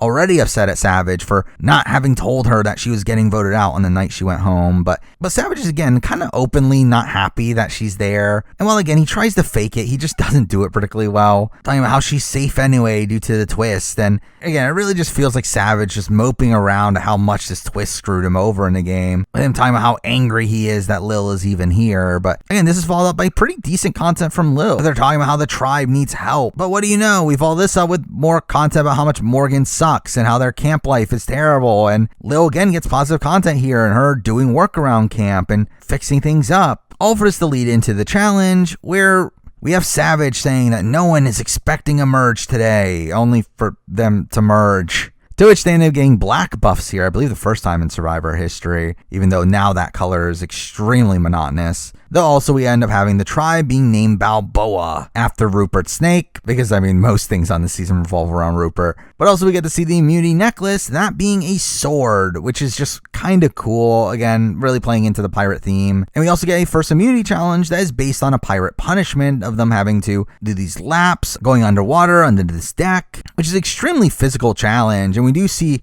Rupert being in the lead for a lot of the final round, only for Burton to barely beat him out, which I will say did seem kind of pointless, as Burton already had immunity anyway, and through this now makes it so Burton has 2 immunities which he can give away, which to be fair, he does do effective work in how he gives it away, though I do feel like it also just further puts a target on his back, really showing how big of a physical threat he is. But anyway, we get back to camp where we do get a little segment about the merge feast, though really there isn't that much time before the actual tribal. Obviously a lot of time was spent on the Outcasts returning to the game, but here, I mean, the overall strategy does seem to be pretty basic, where the Morgans do seem to agree right away that they want to target John for some reason, seemingly just because he's arrogant, though really this seemed to be very suboptimal play here, as again you would assume that John would have been one of the bigger swings on the board here, considering he was on the bottom of the original Drake tribe. So the fact that they go after John here and don't even really try to make an attempt to pull over someone like a Rupert or a Burton just seemed to be extremely misguided in how they played this. But this leads to obviously the Drakes deciding to pull over Lil, to which Burton ends up getting Lil to agree to come with them also formally making a final 2 deal, which they should stick to, though they don't. But with this is obviously catches Savage's attention that Lil might be flipping, leading to another really iconic moment for this season of this final conversation between Savage and Lil, which is just so funny to watch, where Savage asks her if she wants to vote with the Morgans, saying it's important to us. And her in her really mopey voice ends up saying, "You guys are ready to ditch me off again," saying the same people that voted me off are still there. To which Savage brilliantly asks her, "Will you let me know before if he's getting voted out?" Only for Lil to respond with, "Remember when I asked you to let me know before and you didn't?" Again, all this is really fun content. This really fun payoff to this Lil Savage relationship. And all really fun too, because like during this conversation, we literally just see Rupert in the background shaking his head, obviously clearly telling Lil to not believe into any of this. But with that, we do see the Drakes eventually agree to vote out Savage, as expected, as the obvious leader of the Morgans here, and we do get the tribal where, again, Burton does do pretty decent work in what he does with the immunity here and giving it away to Rupert, solidifying that bond, which again, playing it this way is good conceptually, though he also kind of blows this opportunity later down the road. But anyway, we also get a fun voting confessional from Savage, voting Lil Jon because he talks too much smack, all while John does a Randy Savage impersonation as he votes for Savage. But again, this all leads to a 6-4 vote where Savage is voted out in a bit of a weird vote off read, where for some reason they stack 5 of the Savage votes at the beginning, which really takes away all the suspense here, as again is Lil really going to force a tie. But anyway, obviously losing Savage here is a pretty big loss for the season. I do feel like Savage is a very underrated character in Survivor history. While he not be the most agreeable person at all points, I do feel like he's brought a lot to the show here, and his overall diplomatic approach to the game and how that's countered by these really humorous confessionals, his grumpy attitude at points, and obviously he was just the leader of the Morgans tribe, this underdog group that originally just moped around until they actually got this decent underdog streak in them. And he's also very clearly the most screwed over player from the Outcast twist here, where again, had the Outcast twist not occurred, he would have been in a very strong spot coming into the merge, with Sean flipping over, him being part of the core power structure on the original Morgan tribe, to where unless the likes of a Dara and a T flip on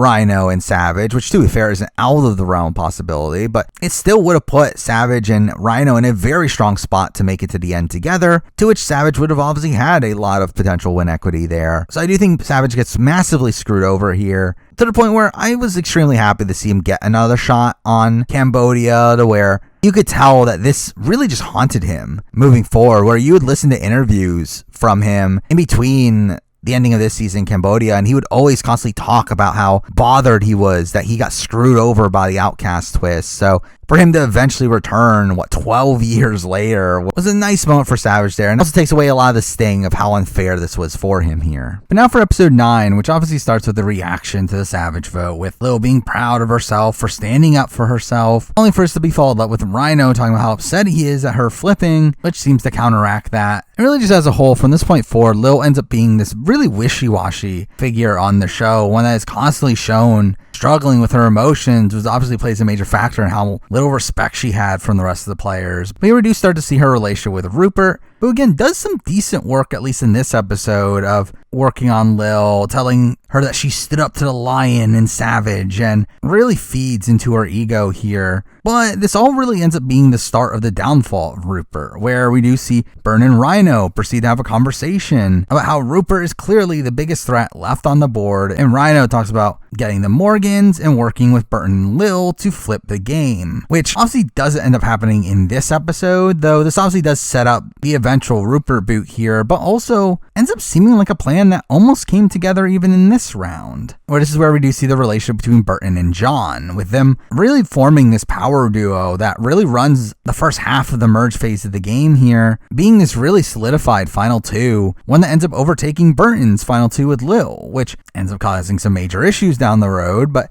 I will say this ends up being really impressive work from John, and him being able to essentially flip his position from being at the bottom of the original Drake into a pretty powerful position that'd be able to swing between both sides. Really an evolution of the Rob Cesternino strategy, which Johnny Fairplay has commonly said that coming into this season, that's who he based his game off of, with him not even being a fan of Survivor and having really only looked into Rob Cesternino's game in order to influence his game, which what Fairplay ends up doing on this season is essentially a modification of what Cesternino did, though mind you, probably a bit sloppier. Surprisingly here, after seeing that Burn and John are against Rupert, we do see some content that, I'll be honest, I straight up forgot about. The fact that Sandra and Krista talk about needing to get Rupert out of the game as well. Obviously not in the immediate future. I do think they plan on this way down the road, though it is interesting to see even Rupert's closest allies in Sandra and Krista acknowledging the fact that Rupert needs to go and even plotting for it, even wanting to keep the female Morgan players in the game so they can work with them down the road in order to orchestrate this flip. But beyond this, we get to the reward challenge, which ends up being a slingshot challenge, one that Rupert easily wins here, really blowing everyone else away. Though along the way, we do get a fun character moment of the Fairplay Jeff rivalry, with Prope saying another challenge that John can't finish. But after Rupert ends up winning this challenge, we do have Burton in the background joking about how he has to give it away, obviously implying as payback for him giving him immunity, to which Rupert does, which felt like a complete misplay here, one that I do think directly backfires on him,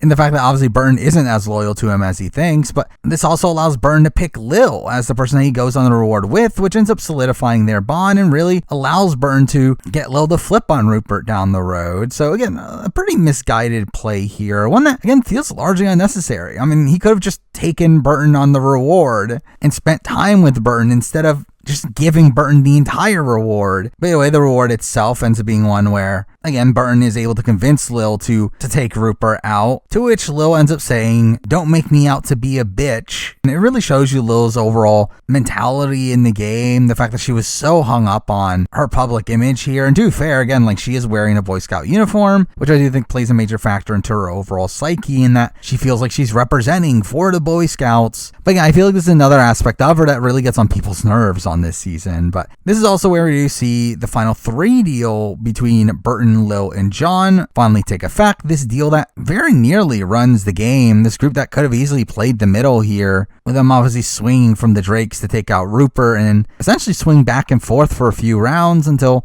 everything blows up. By the way, this takes us to the immunity challenge, which ends up being the coconut chop challenge. One that, again, is not good as an immunity challenge, where I've said this many times in the past that I do feel like this just heavily favors people in the majority alliance and makes it so that people in the minority have no chance at winning, which is the entire point of having an immunity challenge, is to possibly shake things up. But here we have Rhino going out first, as expected. We do surprisingly have Lil take out Burton, though that seemed to be part of their play of them pretending to not be close. We have Rupert being upset at Sandra going for him, to which he tells her that she's not getting any fish tonight. But Rupert's alliance really does end up holding through his challenge, with Rupert and Krista being the final two, with Rupert winning immunity here, obviously winning his second challenge in a row, really upping his overall threat level from the rest of the players, but also stopping this Rupert blindside plan that was seeming to come together, to where now that this is stopped, again, Rhino was the pretty clear target. I mean, there was some talk about using Krista as a decoy, but it never seemed to really be going anywhere, which Rhino ends up being easily voted out here, though on his way out, he does end up calling Krista a bitch, which was really bizarre to be on the show here, considering the fact that Rhino had been portrayed up to this point as this really nice, likable guy, and for him to just call Krista a bitch on his way out was very awkward, and also, again, just further shows you that supposedly Krista wasn't well liked there, though again, it's never properly shown to us exactly why that is the case. Before moving on, let's talk about Rhino, who was kind of just there. I mean, Rhino is probably one of the more forgettable figures from this cast, where had it not been for the fact that he at least makes it this far into the game, I don't feel like Rhino did that much to really be remembered by. I mean, I guess the most memorable thing about him is the Pelican Pete segment, but even that, a lot of the focus there goes to Austin. Obviously, he was the right-hand man for Savage, so at least that's something, but Rhino was just kind of there, came off as likable for most of his run, but really doesn't have that much to truly do on this show. But beyond that, looking at his game, again, I do think he is alongside Savage as the next most screwed over player by the Outcast twist, where again, Rhino could have been in a very strong position to win the game had the Outcast twist not happened, where again, he was very much solid with Savage, had a final two with him, and while I think he more than likely would have gone to the end with Savage and lost to him, I do think there's a world where Rhino could at least be well liked, to where, again, he would probably at least get some votes, and even then, I think there's a world where potentially he cuts Savage at the very end and potentially wins that way. So, I mean, Rhino definitely got screwed over by the Outcast twist as well, but really as a whole, I do look at him as a mostly average player. By the way, with that, we get to episode 10, one of the most iconic episodes in the entire series, one that I think utilizes the editing style of having a very predictable outcome, but having the entire episode based around the lead up to that outcome in the most effective way, where,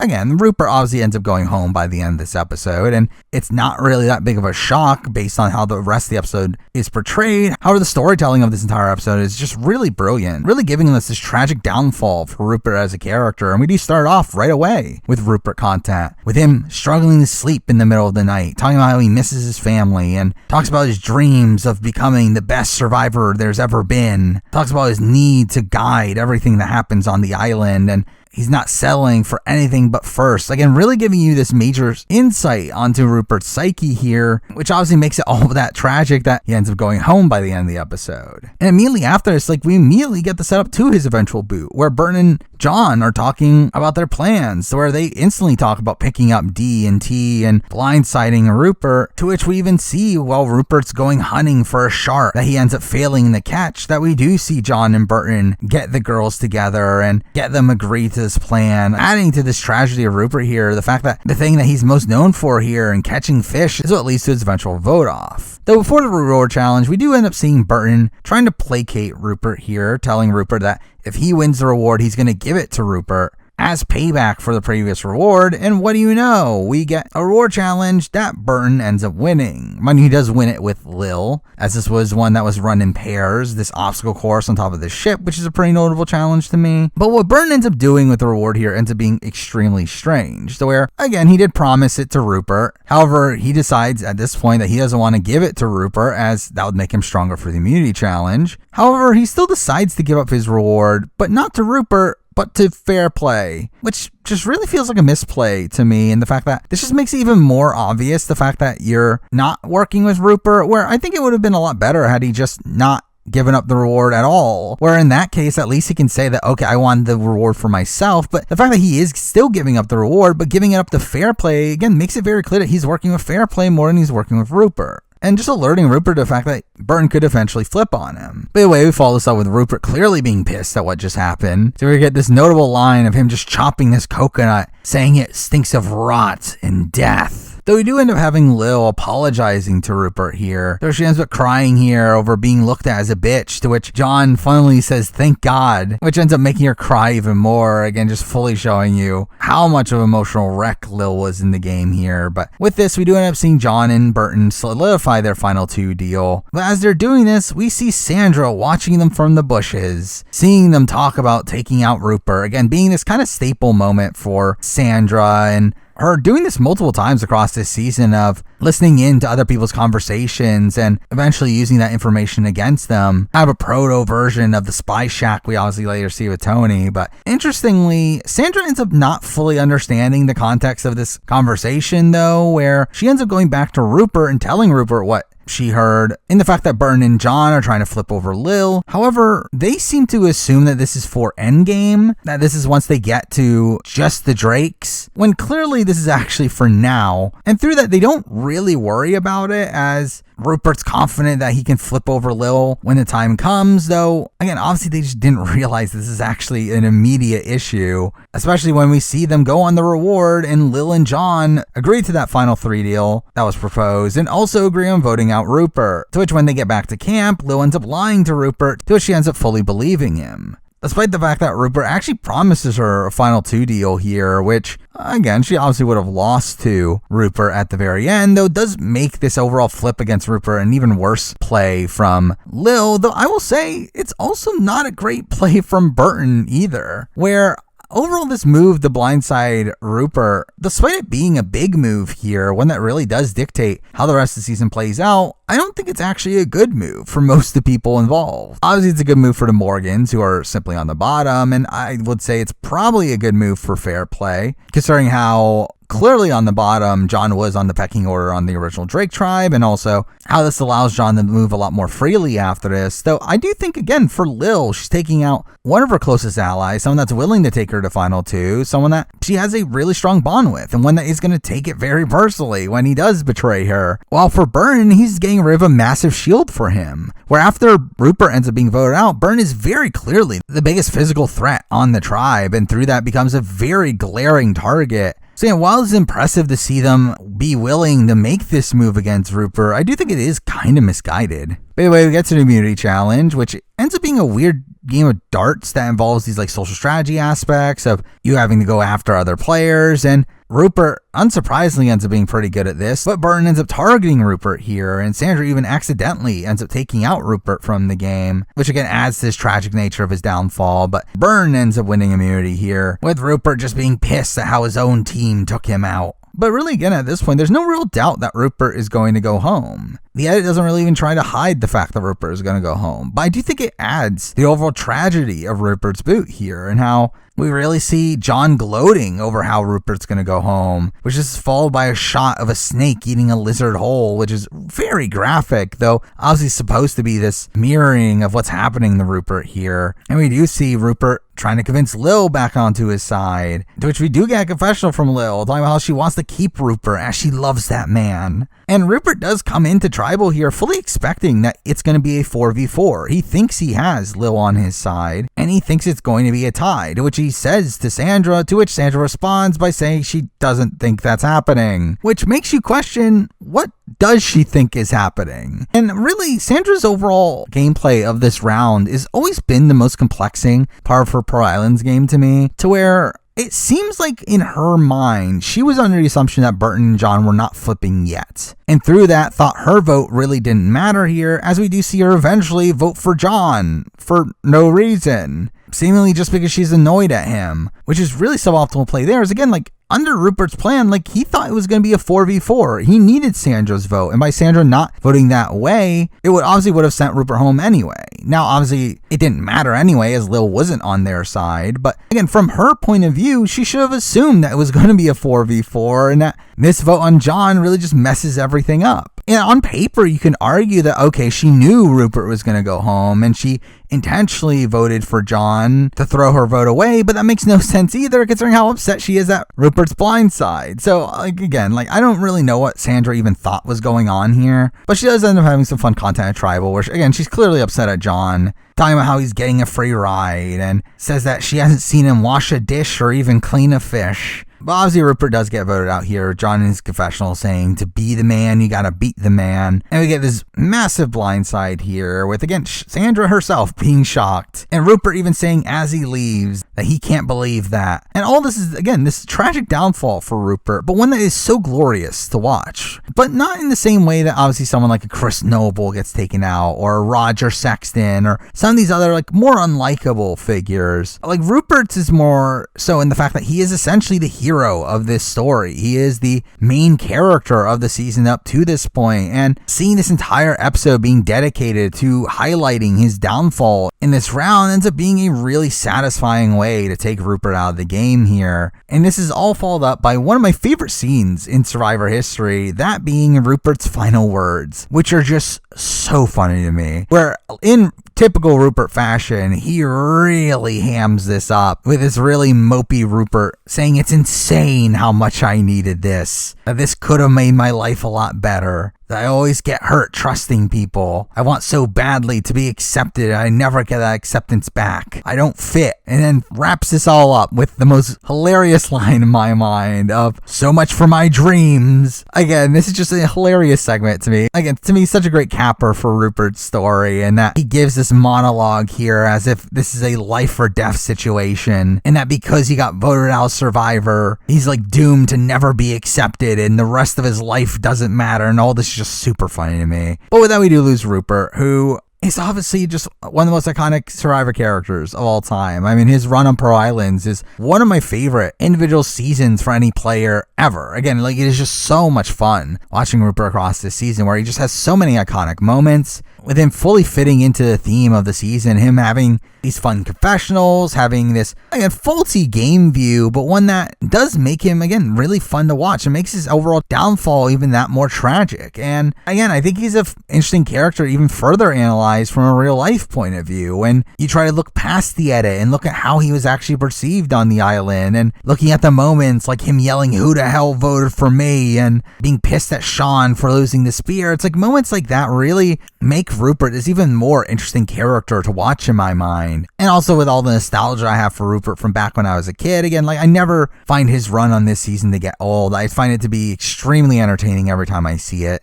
And even beyond that, I feel like Rupert actually probably plays the hardest on this season than he does in his entire career. I mean, I would still argue that his Heroes and Villains games and his All-Star games were probably better games as a whole. However, this is probably the game that he's the most aggressive in. This is the game that he's probably the most out in front and the most active in getting people to side with him. And I will see at least that aspect of it is kind of impressive, though obviously he just painted such a massive target on him that it was so clear that he was going to be taken out around this spot in the game. But now we're episode 11, where we get another one of the greatest episodes in the history of the show, The Great Lie, where there's just so much going on in this episode. And while it does lead up to a more so ho-hum vote, I do feel like this episode is almost non-stop being filled with pretty iconic moments. Starting it off with obviously the reaction to the Rupert vote, where almost right away we start with Sandra saying, "Where's that snake motherfucker John?" Ends up yelling that John will backstab all of the women and that he's been a part of every time that a plan has gone down, which obviously is meant to be turning the women against John here, even though I kind of feel like it doesn't do so effectively, as by how upset she is at John. I think this kind of makes it look like John won't be getting her jury vote, which again, I don't feel like that's typically the best type of approach for situations like this. But either way, following this, we get the reveal that someone has thrown out the fish, to which Burton is instantly upset and accuses Krista that it must be her, as Sandra was fighting during this entire situation, to which Sandra herself even said she was screaming at that motherfucker. And again, Krista gets fully blamed for this, to the point where she becomes a clear target for this round. And even after they end up finding the fish the next day, she ends up having the entire tribe pretty much berate her over how could she do this, only for us to then finally get the reveal that it wasn't Krista that did it. It was Sandra, who somehow did this all before her fight with John, which I don't even get how this practically worked. I guess she must have ran out and instantly went for the fish, to which her initial plan was to hide it, though she ends up tripping, which causes the fish to fall out. And also the fact that this wasn't even her intention, that she tripped and that's what caused this, feels pretty apt when comparing this to her game. But I do feel like this is a big moment for Sandra, one that does come off a bit villainous here. Probably the thing that does end up labeling her as a villain on Survivor Heroes with Villains. As really, like, outside of this and her fights with John, like, Sandra actually gets a pretty solid edit on this season. She's actually given a lot of positivity, which makes her overall role as a villain on Heroes with Villains a bit questionable. But again, this is essentially her throwing her best friend down the river for something that she did, mind you, something she did as an emotional move. Essentially a mistake that she made for herself to begin with, though again, good on her for being able to pass that off onto Krista here. But with that, we get Krista sobbing, talking about how she feels alone, that she wants to see her man, and go back to real life. And what do you know? This leads us into the reward challenge, which ends up being the loved ones visit. By far the most iconic loved ones visit in the history of the show, which ends up providing us with one of the most iconic moments in the history of the show, where after they arrive, Jeff ends up revealing that 6 people end up walking the plank, but the people that are walking are not the players, and he brings out their loved ones, including Tawana's high school sweetheart, which is random, and also Dara's boyfriend, who seems to know nothing about her. We also get Sandra's husband, Marcus, surprisingly his only appearance in the actual show, despite how obviously prominent Sandra is. But obviously everything really kicks up when we see John's friend come out, Dan, aka Thunder D, to which he's instantly dancing around, with John gloating about how he's final 7. And they hug, only for us to now see John asking him, how's grandma? Which really comes out of left field on the show here. Obviously never brought up beforehand, despite the fact that supposedly Johnny Fairplay was talking about his grandma on the island. That's part of why Sandra doesn't end up believing him. But obviously we get the iconic response from Thunder D here of, she died, dude. Which again, is just funny that in this context of this actually being Fairplay learning about his grandmother dying, that Thunder D's actual response is to say it this bluntly, but also use the term dude at the end. But this leads up to John telling the rest of the cast and Jeff that his grandma's not there for a reason, revealing that his grandma is not around, to which we have Jeff telling him sorry in a kind of awkward way, one that, again, Jeff claims that he didn't know that the story was fake here, though the way that he responds here very much feels like he knows that something's up here. But again, supposedly production did not know about this story until after the fact, where they assumed that Johnny Fairplay's grandma did die, until they then proceeded to call his grandma's house, to which she ends up answering the phone. But it's also funny here that we instantly see Sandra not caring at all about Fairplay's dead grandmother, despite the fact that the rest of the cast is clearly sympathetic to him. And again, this plays into some behind the scenes stuff as well, where again, supposedly Fairplay was telling people about his sick grandma. Obviously in lead up to this reveal here, though according to Sandra, supposedly slipped up talking about his grandma already being dead, but now obviously this implying that he didn't know, and him just obviously learning about his dead grandma once again, and again, like kind of a sloppy aspect of Fairplay's lie, though still obviously this makes for iconic TV. But again, this entire sequence is portrayed straight, and that is something I do really respect from this episode. As we had just seen with Sandra's dumping of the fish and it being revealed later, this scene does a similar thing of making us believe that Fairplay's grandma is actually dead, until we then get to the actual reward itself, and that is when we do learn. But here again, we see the actual challenge, which ends up being the match game, but mixing in this aspect of coconut chop with the loved ones moving further along the plank as others get the question right. And again, there are some humorous things happening here where, again, Dara gets no questions right because her boyfriend simply doesn't know her at all. We also see Burton's nickname being Burton. We also have Sandra directly targeting Fairplay, to which that ends up annoying the rest of the cast. And again, that is something that is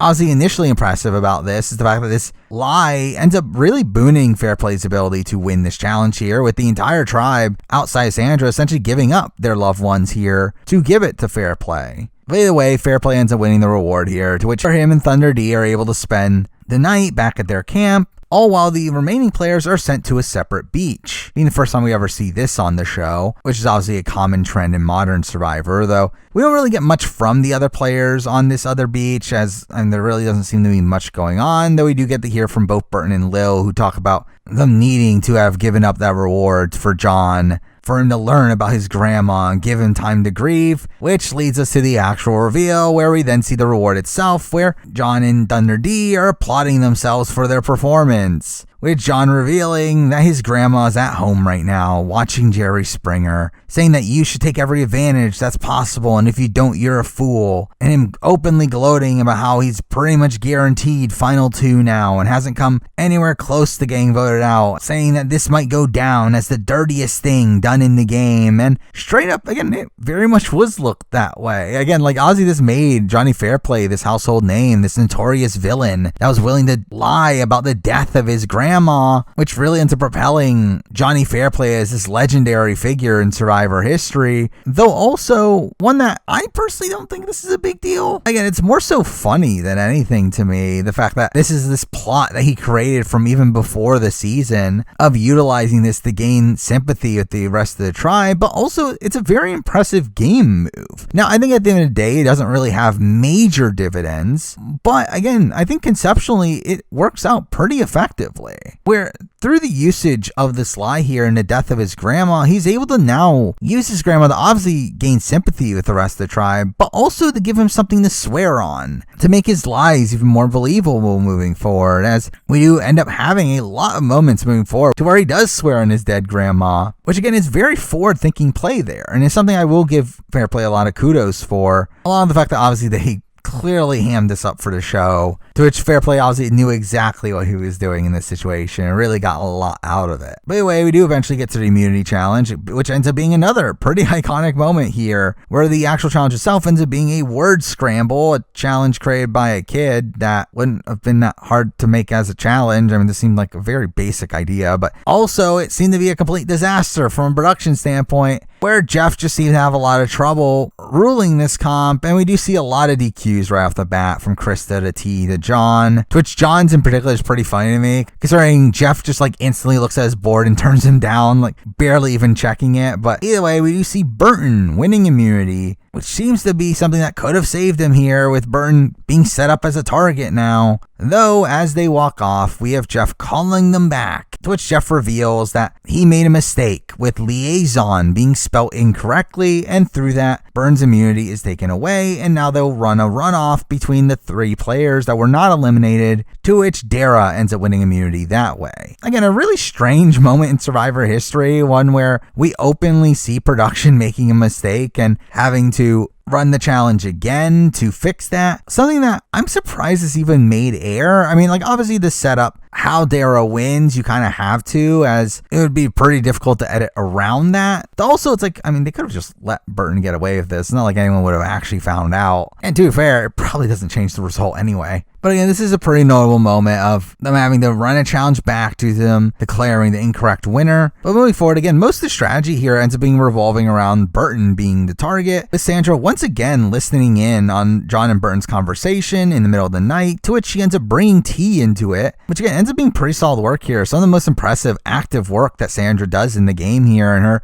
actually giving T actual evidence of the fact that John, Lil, and Burton are working together, and through that knows that they aren't loyal to their deal, to which this gets T to fully flip on Burton and John, which seemed to be extremely close to actually happening here, where it seemed like in the lead up to Tribal that this plan was actually going to go through. That is until T and Dara decide to tell John that they're voting out Burton, which it makes you question why, as again this immediately backfires on them, where John obviously wants to save Burton, and through that gets Sandra and Krista at the last second and tells them that Dee and Dara are going to flip on them after this vote, which to be fair, they were going to. They explicitly say in this episode that they're going to flip back to vote out Krista immediately after this. But through this, we do have John making a final 4 deal between Krista, Sandra, and Burton, to which he ends up swearing on his grandma, which again is probably the only point that this swear actually seems to have major ramifications, though at the same time, Sandra is one of the people involved in this, to where Sandra knew this story was fake. So again, it's a bit wonky still, but again, they do end up going through this. We do get the Tribal,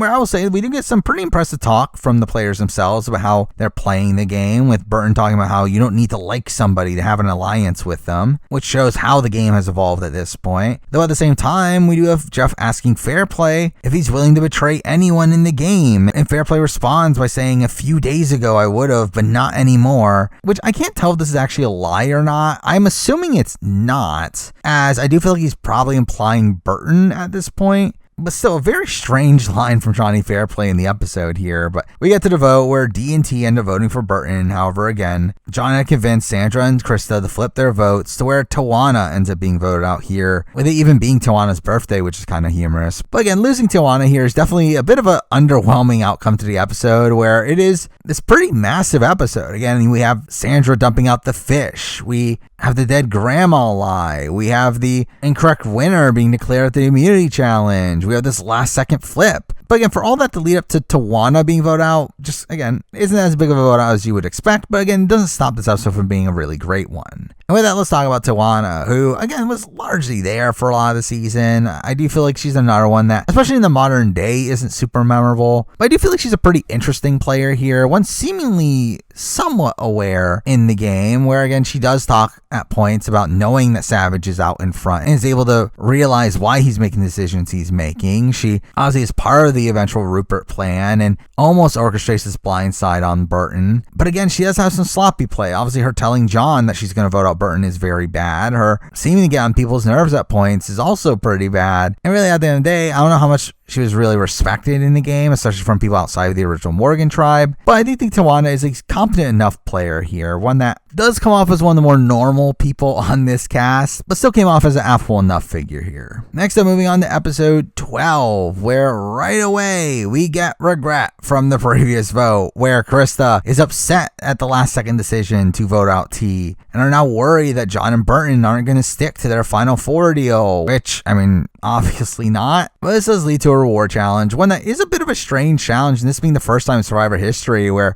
they're playing in more than just pairs, where reward challenges up to this point have largely been either individual, where one person wins and then picks the people that they go with, or has been done in pairs. However, this is the first time that we have a 3v3 in a challenge that is kind of boring too, feeling like one that we would expect in the modern day. But here we have Burton being really annoyed at how much Sandra sucks at everything, and through that causes Sandra, Krista, and Burton to lose the challenge, not coming anywhere close. But with that, Dara, Lil, and John all get an overnight spa. To which, once we get there, we obviously get shots of Dara showering, because obviously. Also, we get a fun character moment for Fairplay, where he ends up ordering the food for the women, which ends up feeling a bit out of character based on how he's portrayed throughout the rest of the season. But this is followed up by him talking about how this is his chance to make deals with Lil and Dara, where first we see him talking to Lil in a conversation that was very awkward to me, in the fact that he obviously acknowledges the fact that he made this deal with Krista and Sandra to her that left Lil out, though then proceeds to tell her that he promised on his dead grandma over it, which, why are you telling her this? As this is either one of two things. One, making this deal feel actually real because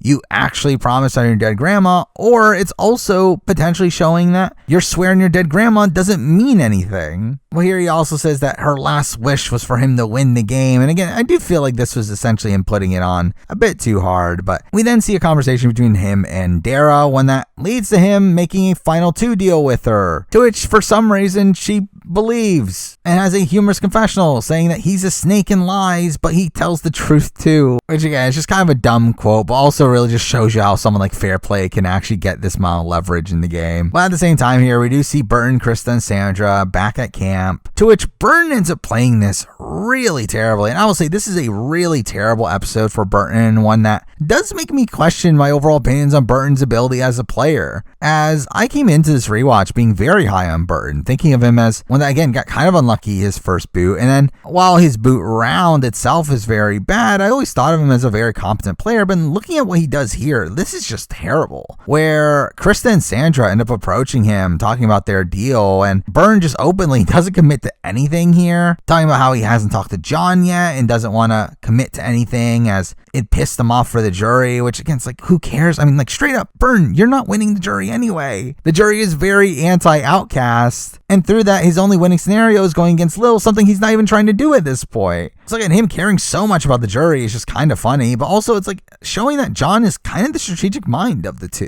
To where again, the fact that he's so unwilling to make any promises without John, despite the fact that we see John constantly making deals without Burton, I think it really just shows you that John was more of the alpha in terms of the strategy of the group. But also here we do see Burton and Krista talking, to where Burton talks about how he actually would rather take Krista towards the end as he thinks he can beat her, which again, I don't think he actually can, though to be fair, Krista is probably more unliked than what we actually see. But again, like, he really thinks Krista's more unlikable than Lil. And really just like people's perceptions of Lil at this point in the game are very strange to me, where again, it's very clear by how the last few jurors had gone out, particularly Rupert and Rhino, that Lil is clearly not high on their priority list of people to vote for. Yet, for some reason, the players here just seem to be so entranced on the fact that Lil would win if she gets to the end, which I think your initial thought is that, oh, this is all for show. That there's no way that they actually think Lil's going to win. They're just trying to, again, appease her to a degree, but also just kind of pretend that she is a threat so that people target her. But that's not the case. As we literally have Sandra in a voting confessional talk about how Lil is going to win.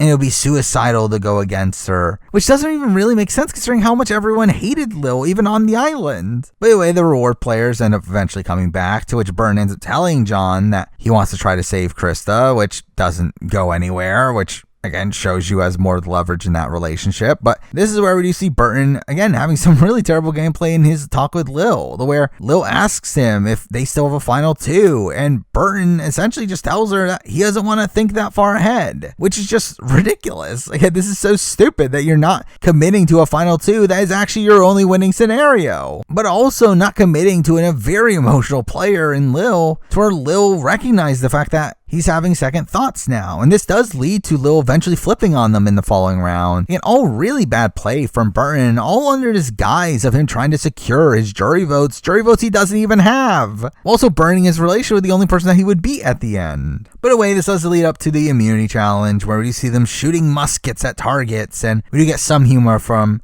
Krista not knowing how to shoot a gun, but still actually surprisingly does decently well in the challenge. But either way, Dara ends up winning it once again. To which we do get some talk about Sandra wanting to gather all the women together to try to blindside Burton, only for that to really go nowhere, as Dara is not on board and tells her that she's voting for Lil, to which Sandra ends up getting on board, leading to John using this information against Sandra to turn Lil against them. Again, like really showing John really working circles around everybody here, though obviously that doesn't end up lasting for much longer. But anyway, we got the tribal, where a lot of the talk is around how likable Lil is, which again is questionable, but the vote ends up being a 4-2 vote, with Krista being voted out here, which is kind of a ho-hum vote off, though again it does once again show John and Burton flipping back after having taken out Tawana. With that, we lose Krista, who I found to be a pretty fun character on the rewatch here, one that again just has a really funny way of talking, and one that largely comes off as a pretty affable figure on the show. Now again, supposedly she was not well liked on the island, though we don't really know exactly why that is the case, especially considering the fact that again she gets a pretty solid edit. I mean, if we're looking at this from a pure Edgic standpoint, again, I think Krista would have been one of the front runners for most of the season. I mean, she gets a lot of similar content to that of Sandra, but never really gets much actual negativity, unlike Sandra does at a couple points in the season. But even beyond that, we get to see a lot of the strategic insight from Krista, especially on those early days on the original Drake tribe, where she was essentially the secondary narrator of these anti-Burton and Sean scenes, obviously secondary to Rupert. But again, we see a decent amount of her strategic forethought, which makes her come off as like a more competent player than I thought of her coming into this rewatch, but still not entirely great. And one that I do think would have struggled to win at the end, especially against a non-Outcast member. For a while, she does have obviously the likes of Sandra and Rupert on her side. I don't know how many other people she would have had on her side. But again, I do think she's an interesting player and character on this season, though obviously one that does get overshadowed by the likes of Sandra, Fairplay, and Rupert, but still an interesting character nonetheless. But with that, we move on to episode 13, the penultimate episode of the season. Another really strong one here. One that once again focuses around the downfall of a particular player, this time the downfall of Burton. Where right away, we do start off the episode with Burton gloating about leading another blind side. We instant talk from John about how Sandra is safe now due to her being a weak competitor, only for Sandra to talk about getting revenge by hiding items around camp and how they won't see it coming, which I will say, not a great strategy from Sandra here. And this is making it feel like she's kind of throwing in the towel and she's trying to sabotage her relationships even more. Mind you, again, this is an immediate reaction to Christopher, and she does change her mind down the road, but didn't love this overall approach here. But this is followed by John telling Lil that they're not going to target Sandra next, but instead they're going to target Dara. To which Lil ends up being annoyed, clearly knowing that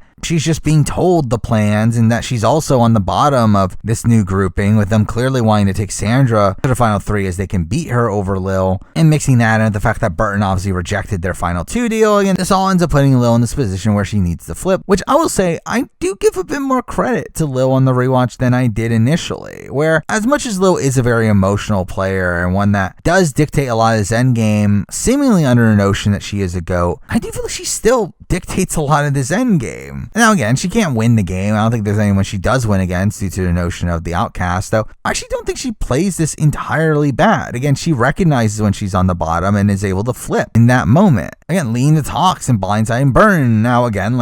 getting rid of Burton is probably getting rid of the only person that she could possibly be at the end, but obviously greaters her positioning, and I do feel like as a whole she has more agency than people give her credit for, though obviously that agency still does lead to no win equity. But anyway, we then get to the reward challenge, that being the typical second chance comp that we do see from most of these early seasons. And in most of these early seasons, it leads to the winner winning a car, where, what do you know, Burton ends up winning here, it being an overnight stay at some ruins, to which he also ends up winning a car. Who would have guessed? But it is on this reward that he ends up taking John, being another massive mistake here for Burton. One where, again, he's taking John, making it very clear they're an unbreakable duo, but also leaving behind the women back at camp, where Lil, Sandra, and Dara can just very easily team up, though it feels like Burton and John are simply just not worried about that, to which we do get a lot of sexist comments made here that was not particularly fun to watch, where John and Burton talk about how they're not worried about the girls as they have the intellectual advantage, saying the girls aren't smart enough to create their own plan, which is funny considering we literally cut back to camp where the women are talking about how the boys need to be targeted, with, again, Lil leading this conversation. I think this is something that I misremembered, where as much as I still criticize Sandra's Pearl Islands game, this is actually something I used to give credit to Sandra for, the targeting of Burton. And again, I still give her some credit, though I do think on the rewatch, it's very clearly Lil that's more in charge of this vote than Sandra is, and Sandra just so happens to be there and benefit off of what Lil is already doing. But either way, they obviously agree to take out Burton here, but also end up creating this massive ploy that they're going to pretend like they're not working together to the boys, to where when the guys return to the camp, we do see Lil and Dara greeting them and instantly bashing Sandra, which I will say is probably a bit too heavy-handed, whereas obviously does lead to Burton suspecting something is off, especially with them talking about how Sandra didn't even campaign when they were gone, has just been moping around, which again didn't really feel like what Sandra would typically do. But it feels like John fully buys into this, where we do see John going to Sandra and makes a final 3 deal with her and Burton, where she makes him swear on his grandma, and this is where we get the iconic line from Sandra, where she says that she swears on her kids that she's gonna screw you and Burton. Again, a really funny confessional, though also another moment of, again, I don't love how Sandra overall handles this, where she seems to be on a bit of a high horse here, and her crossing her fingers when she makes this swear, and that seeming to give her justification for backstabbing this deal, when,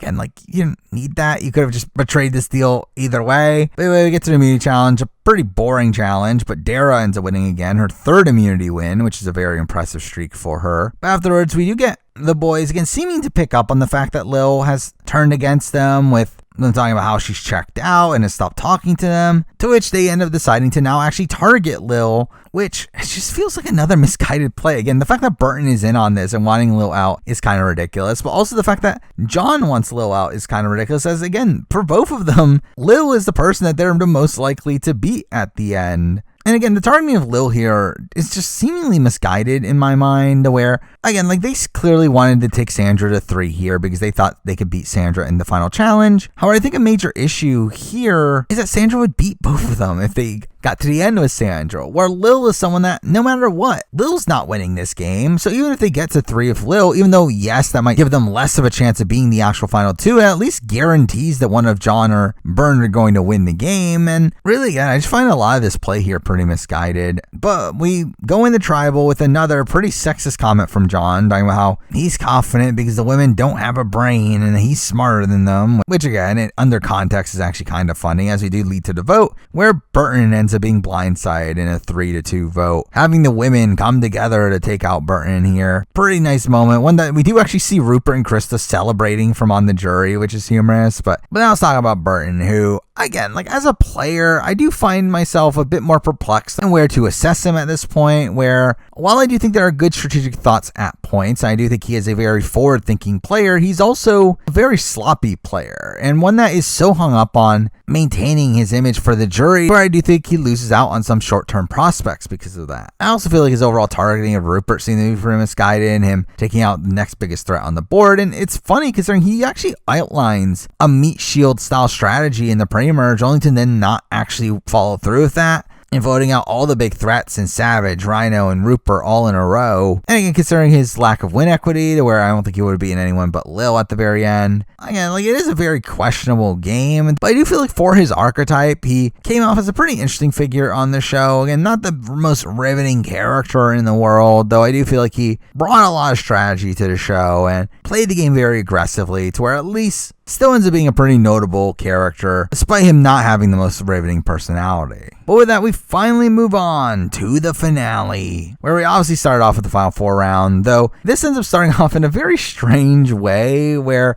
Jeff ends up arriving at camp with breakfast, to which we get a lot of awkward interactions here as he's there at their camp, where he ends up first saying to them that John and 3 women in bed, another first, and he ends up being part of the toast. He ends up handing out letters from home, which ends up kind of wasting some time on the show here, but this ends up leading to Lil asking him to join the Boy Scouts, which is really weird. But again, some funny moments from Jeff there, but also here we do get to see Lil reading her letter, to which she gets extremely emotional, only for us to then see John being upset at how theatrical she's being and wants to use that against her to show how much of a jury threat she'll be, leading to this pretty iconic moment in my mind of John really starting a fight between the women here that is just kind of humorous, as he's literally just sitting there clearly drunk and just asking them game questions that causes them to fight against each other. Which I will say, there's a rumor about this instance, and that supposedly Fair Play was in this position where he was actually kind of willing to give up. And it wasn't until production told him that, hey, why don't you just at least give it a try, that he ends up going through this. But still a pretty impressive display from him nonetheless, where we have John openly talking about how Lil's gonna win if she gets to the end,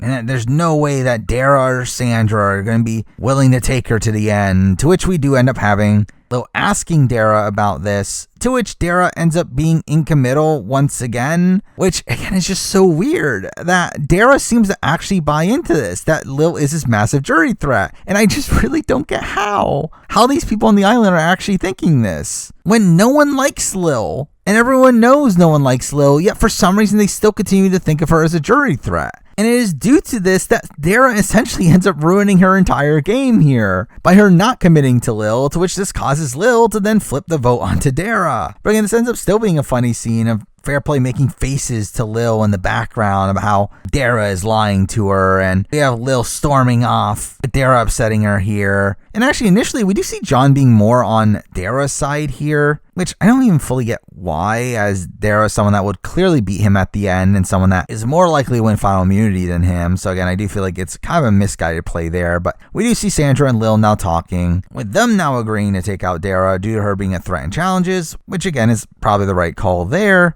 But this is where we get the iconic confessional from Sandra, one that's obviously lasted the test of time, this being probably the most quotable line from Sandra, in her saying that she doesn't care which one gets voted out as long as it ain't her, which is a mantra that sounds good on paper, though I actually always have an issue with this, both in the fact that I think the entire mantra is misguided to begin with, but even beyond that, Sandra doesn't even fully buy into this, or despite this being her quote that she continues to say across her Survivor career, that's not even the way she actually plays. Again, she's been playing this game up to this point where she has been sticking by Rupert and Krista and has been wanting them to stay, even fighting for Krista to stay during her boot round in this actual round here. If she actually genuinely didn't care about which one goes, then why is she betraying Dara to side with Lil? And obviously there's numerous examples of this in Heroes vs. Villains that I can point out as well. I mean, like, I do feel like overall Sandra's mantra of as long as it's not me isn't even like really a mantra that she sticks by, but also it's a bad mantra.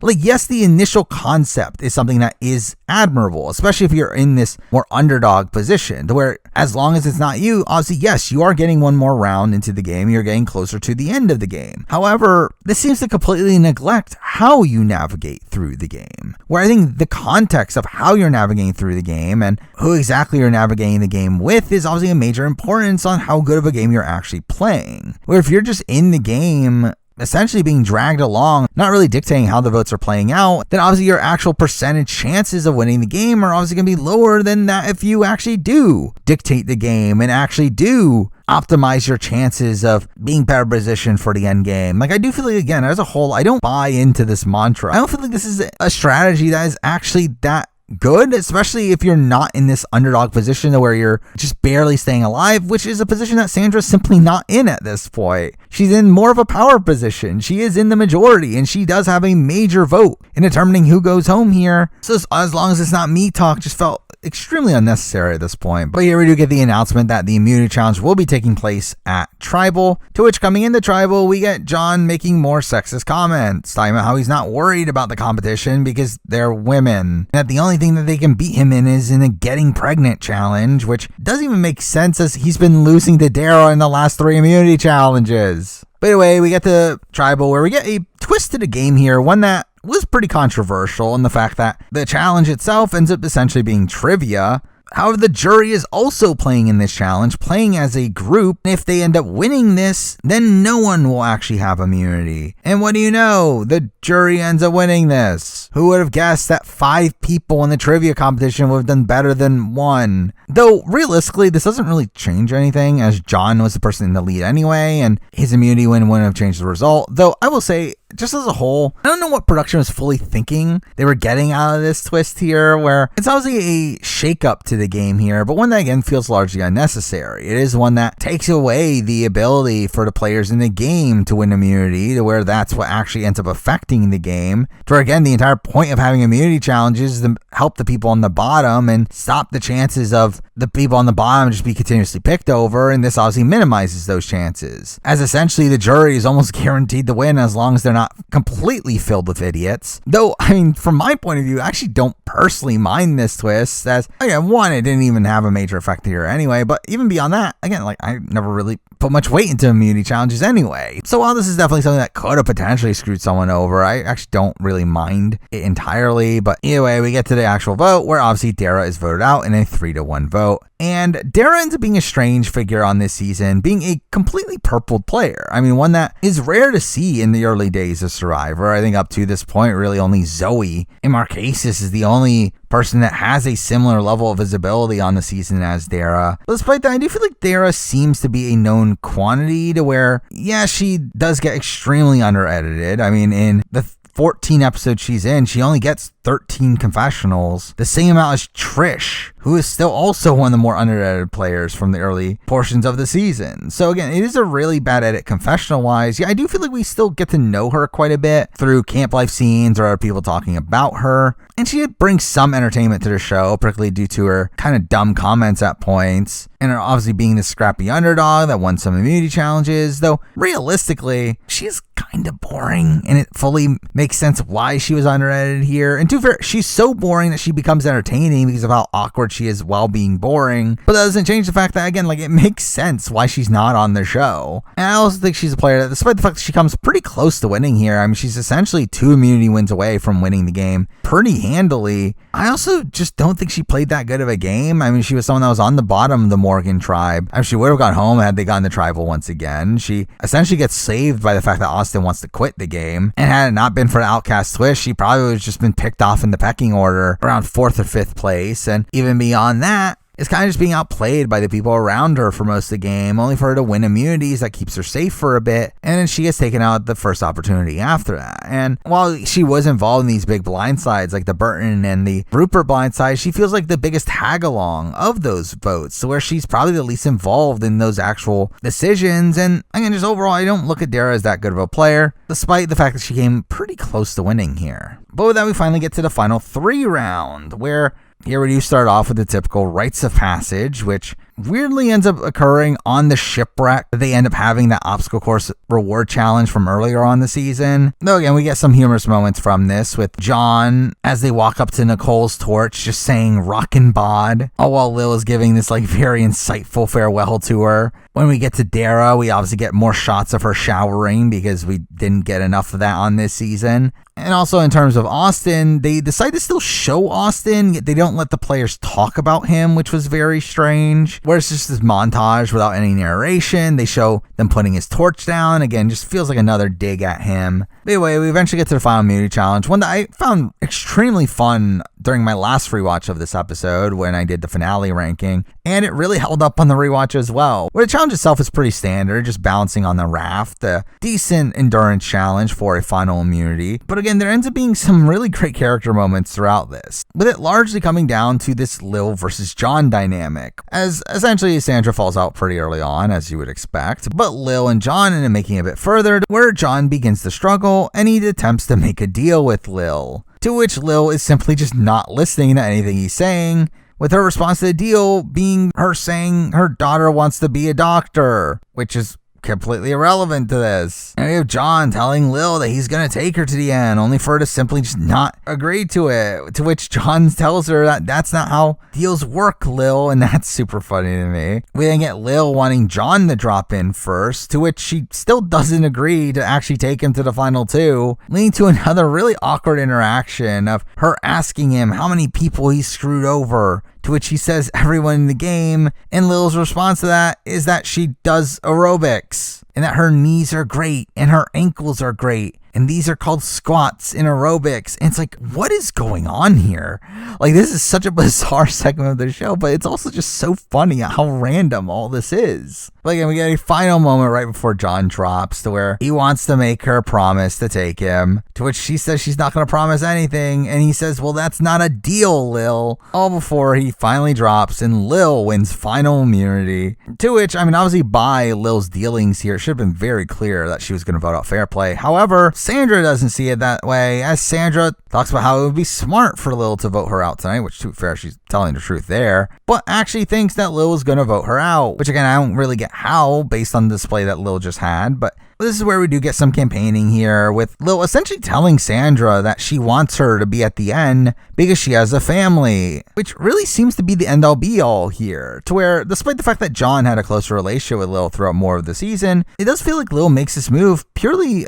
on an emotional move of her wanting Sandra to get the money more than John, because she saw John as this guy that would party with the money and end up wasting all of it, while Sandra would actually use it for her family, which is strange considering the fact that, based on what we know from Bo's show, Sandra and Lil were not particularly close on the island, and in fact, Sandra actually hated Lil and would constantly yell at her, talking about how annoying she is. Yet despite how poorly Sandra treated Lil here, Lil still decides to take Sandra to the end, which again feels like a perfect sum up of Sandra's game and how she does so many things against her best interest, but it just works out for her anyway. But it's also funny that essentially John gets voted out here for who he is outside of the show, more so than the things he does wrong actually in the game, where again is more so based on how Lil looks at John as a person outside the game, more so than the relations they built on the island. Though really the strange thing about all this too to me is that I don't know how Lil was actually interpreting all this, in the fact that, did Lil actually think she was going to win at the end? It was essentially picking who would get second place. Though an interesting thing about Lil's decision here is I think the assumption is that people thought that Lil was aware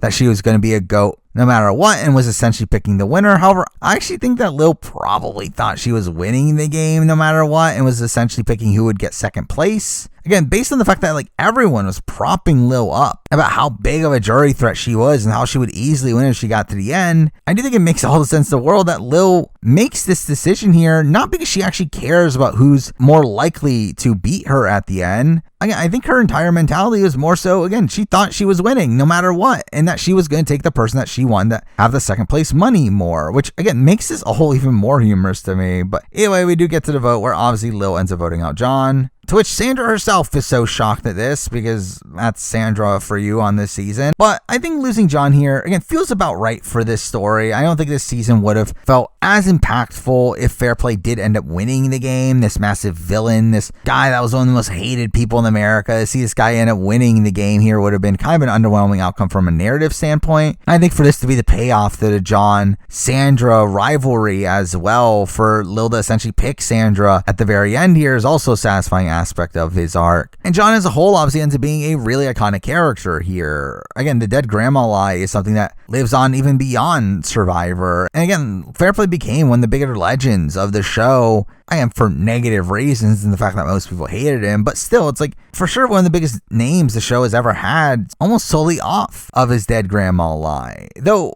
again, I feel like that kind of overshadows the rest of Fair Play's game, though. Or again, I think his post-merge game is, again, this evolution of the Rob Cesternino strategy. Him taking Rob Cesternino's strategy of flipping back and forth between groups, but doing it a lot more purposely, a lot more ingrained in his base strategy, especially from the offset, where it seemed like coming into the merge, that was his and Burton's entire plan the entire time, was to flip back and forth between groups. I feel like Rob, it was more so happenstance of that was the position that he was put in. But again, I do feel like it is this evolution of the game here to have this purposeful flipping back and forth between alliances that adds this level of dynamic gameplay that we see obviously really explode in future seasons. So despite obviously some very icky comments he makes at points and him just simply not being the most likable figure in the world, I do feel like he still makes this lasting impact on the history of Survivor that obviously mostly stems from this one season here. But we're finally at the final 2 of the season, where we once again see Sandra being shocked at what just happened and now talks about how it's going to be a close vote between her and Lil, which again shows her kind of lack of awareness there, but also does talk about how she's never had her name written down, which again is true, though again feels extremely lucky in the fact that it is true, especially considering how she supposedly would have been the first boot had they gone to that first tribal. But anyway, in the lead up to tribal, we did get the jury speak segment, which is obviously kind of prominent in the early portions of Survivor, where really it seemed pretty clear that the jury was not really happy of either of them, with even Rhino, someone that had a good social relationship with Sandra, talking about how he doesn't feel great about this decision, and John calling himself the strongest player and that they don't deserve it, and talks about how he's going to have fun at Final Tribal, which doesn't really lead to anything on an edited show, though obviously we'll talk about it. But this does lead up to Final Tribal, which ends up being a mostly mundane affair, certainly not the most electric Final Tribal in the world, though we do get some interesting responses to questions along the way. I mean, Sandra ends up spending a lot of her performance here talking about how she was a team player and how she wanted to be the one approached for votes, and really I feel like she spends a lot of it coming off as a very passive player, and I've always had issues with how Sandra portrays herself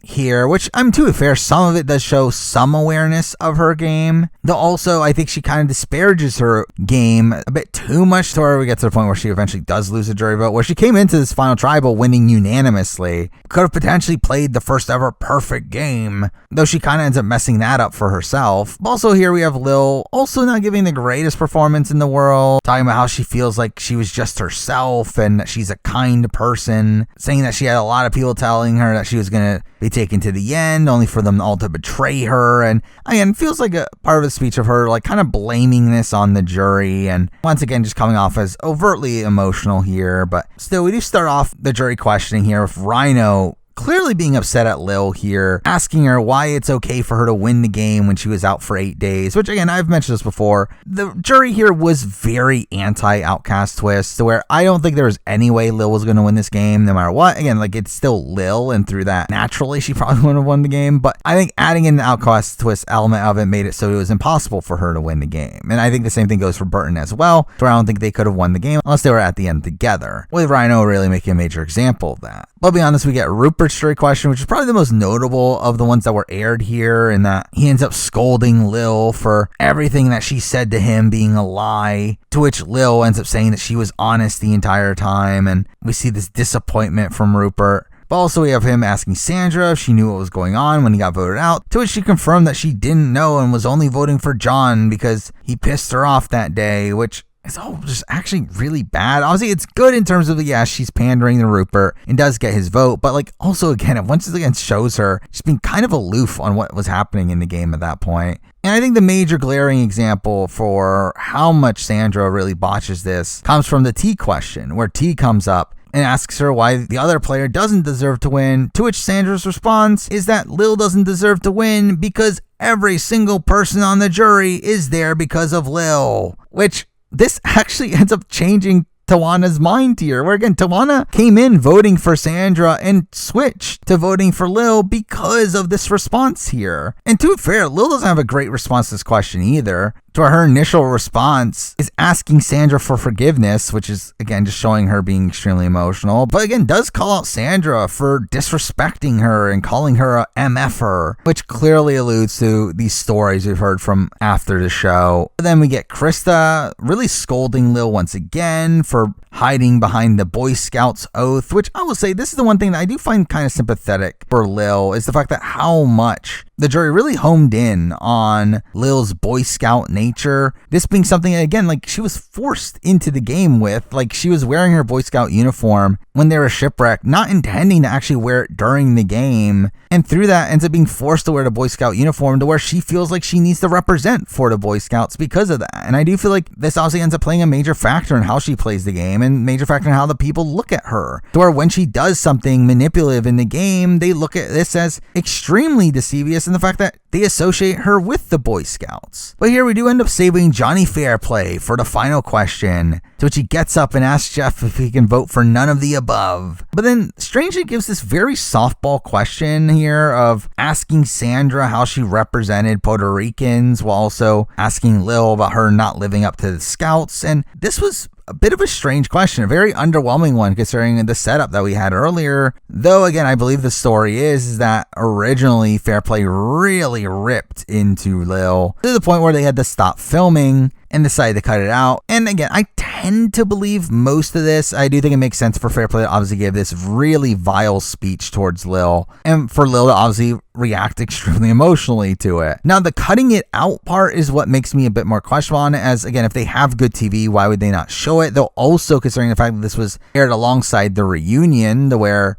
they didn't want Lil to have a mental breakdown on the actual reunion show through reliving this, I can kind of get why they wouldn't show this, though I do feel like that aspect of it does feel a bit wonky to me. But then we get to the final statements, which I do think Lil does a pretty decent job here in rebutting the jury, though really at the end of the day, I don't think anything would have really mattered here, as again, we do see T flipping her vote, but outside of that, everyone else still votes for Sandra, and Sandra ends up winning in a 6-1 vote here, which, I mean, as much as I've criticized Sandra's winning game here, I do think her winning is still a pretty satisfying conclusion to the season. Again, I do feel like her beating out John at the very end is a very satisfying story. I do think Lil losing at the end makes a lot of sense. I do feel like Sandra just in general came off as a really great character, and to see this great character also end up winning the game is also a satisfying conclusion. And obviously considering Sandra's legacy beyond this, it obviously adds even more importance to her win here. Now again, that's the end of the season itself, but I do want to talk a bit about the reunion show, where I do think there's a couple interesting segments here. Now obviously we do get a lot of focus around Rupert,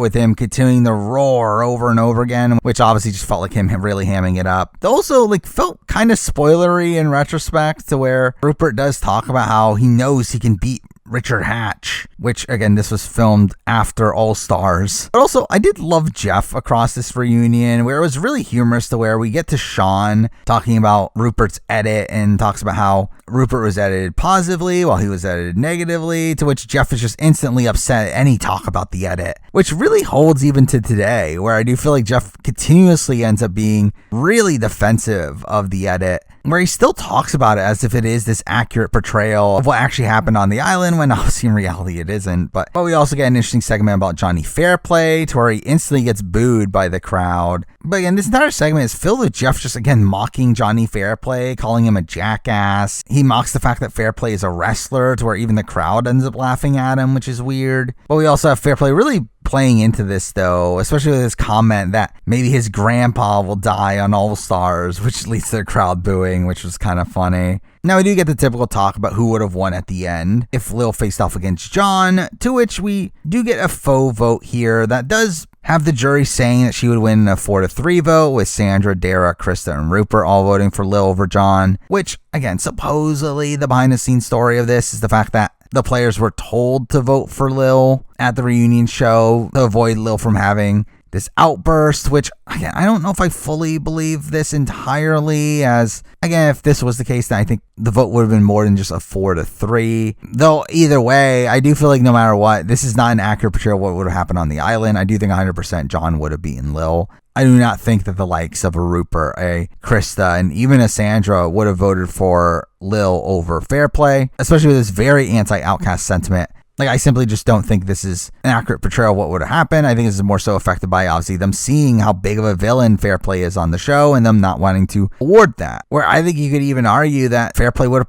probably won unanimously against Lil, then I think most people would have. Though we also get a couple other segments here that were just kind of strange from Jeff, of him calling out Rhino for being upset at Lil for being a Boy Scout and calling out his double standard, to which Jeff clearly comes off as annoyed that Lil didn't win, which is just such a weird stance here. And we also get another awkward segment of Jeff trying to out these hookups from the show, of him asking John about him hooking up with Nicole, to which she's disgusted by this concept. And also we have him really goading Burton into outing his relationship with Michelle. And again, all this is just kind of weird that this is something that Jeff felt like it was a necessity to do here. But anyway, those are my thoughts on the reunion. Now let's move on to the actual finalists before wrapping up the video. Let's start off with Lil, who ends up being a really massive character on this season. I do feel like Lil, as annoying and emotional she can come off as, still brought a lot to the show. I do feel like really the entire back half of the season would have been a radically different season had it not been for Lil, where Lil was such a major player in this back half of the game. Like, as much as people like to discredit her for being this massive GOAT and talk about her as if she was dragged to the end, again, I don't fully see it that way. I don't feel like people thought of her as this GOAT until she was actually in the final two.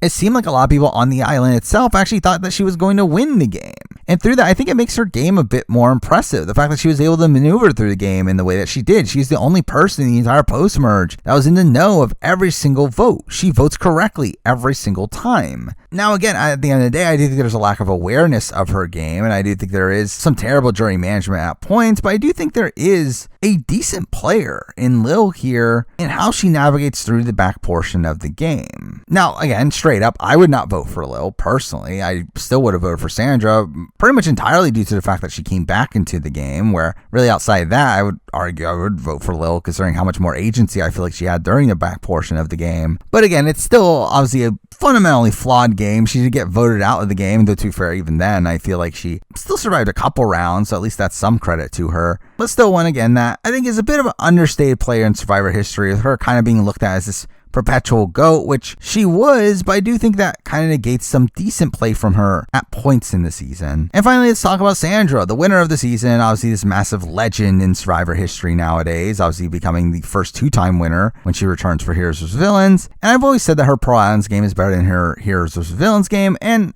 to be fair, I still stand by that. However, I do think my opinion of her game has kind of gone down again, to where, again, I feel like there's things in her game here that just kind of bother me. The fact that she makes some pretty boneheaded strategic decisions at points and seemed to be completely unaware of a lot of what was going on in the game. Again, she was supposedly the first person going home, had Drake on the tribal. She voted for fair play during the Rupert vote, despite the fact that they were in the assumption it was going to be a tie, and she actively was still trying to keep Rupert in the game. I used to give her credit for the Burton vote, yet on the rewatch here, I think it becomes pretty clear that this is more of a Lil move than it is a Sandra move, and Sandra is more so being kept around at that point because she actually did genuinely suck in challenges, and she seemed to be completely aloof even at the final three, to where even in that position she thought Lil was going to vote her out. And really gets kept around due to the fact that she's a mom and has a family, more so than how she actually treated Lil on the island, which supposedly was terrible. So again, I do feel like actually in retrospect, I am a bit lower on Sandra's Pearl Islands game than I was coming into it. That being said, though, I do think there are some decent points in her game. I do think her maneuvering after the Burton vote off and her essentially playing the middle and her being able to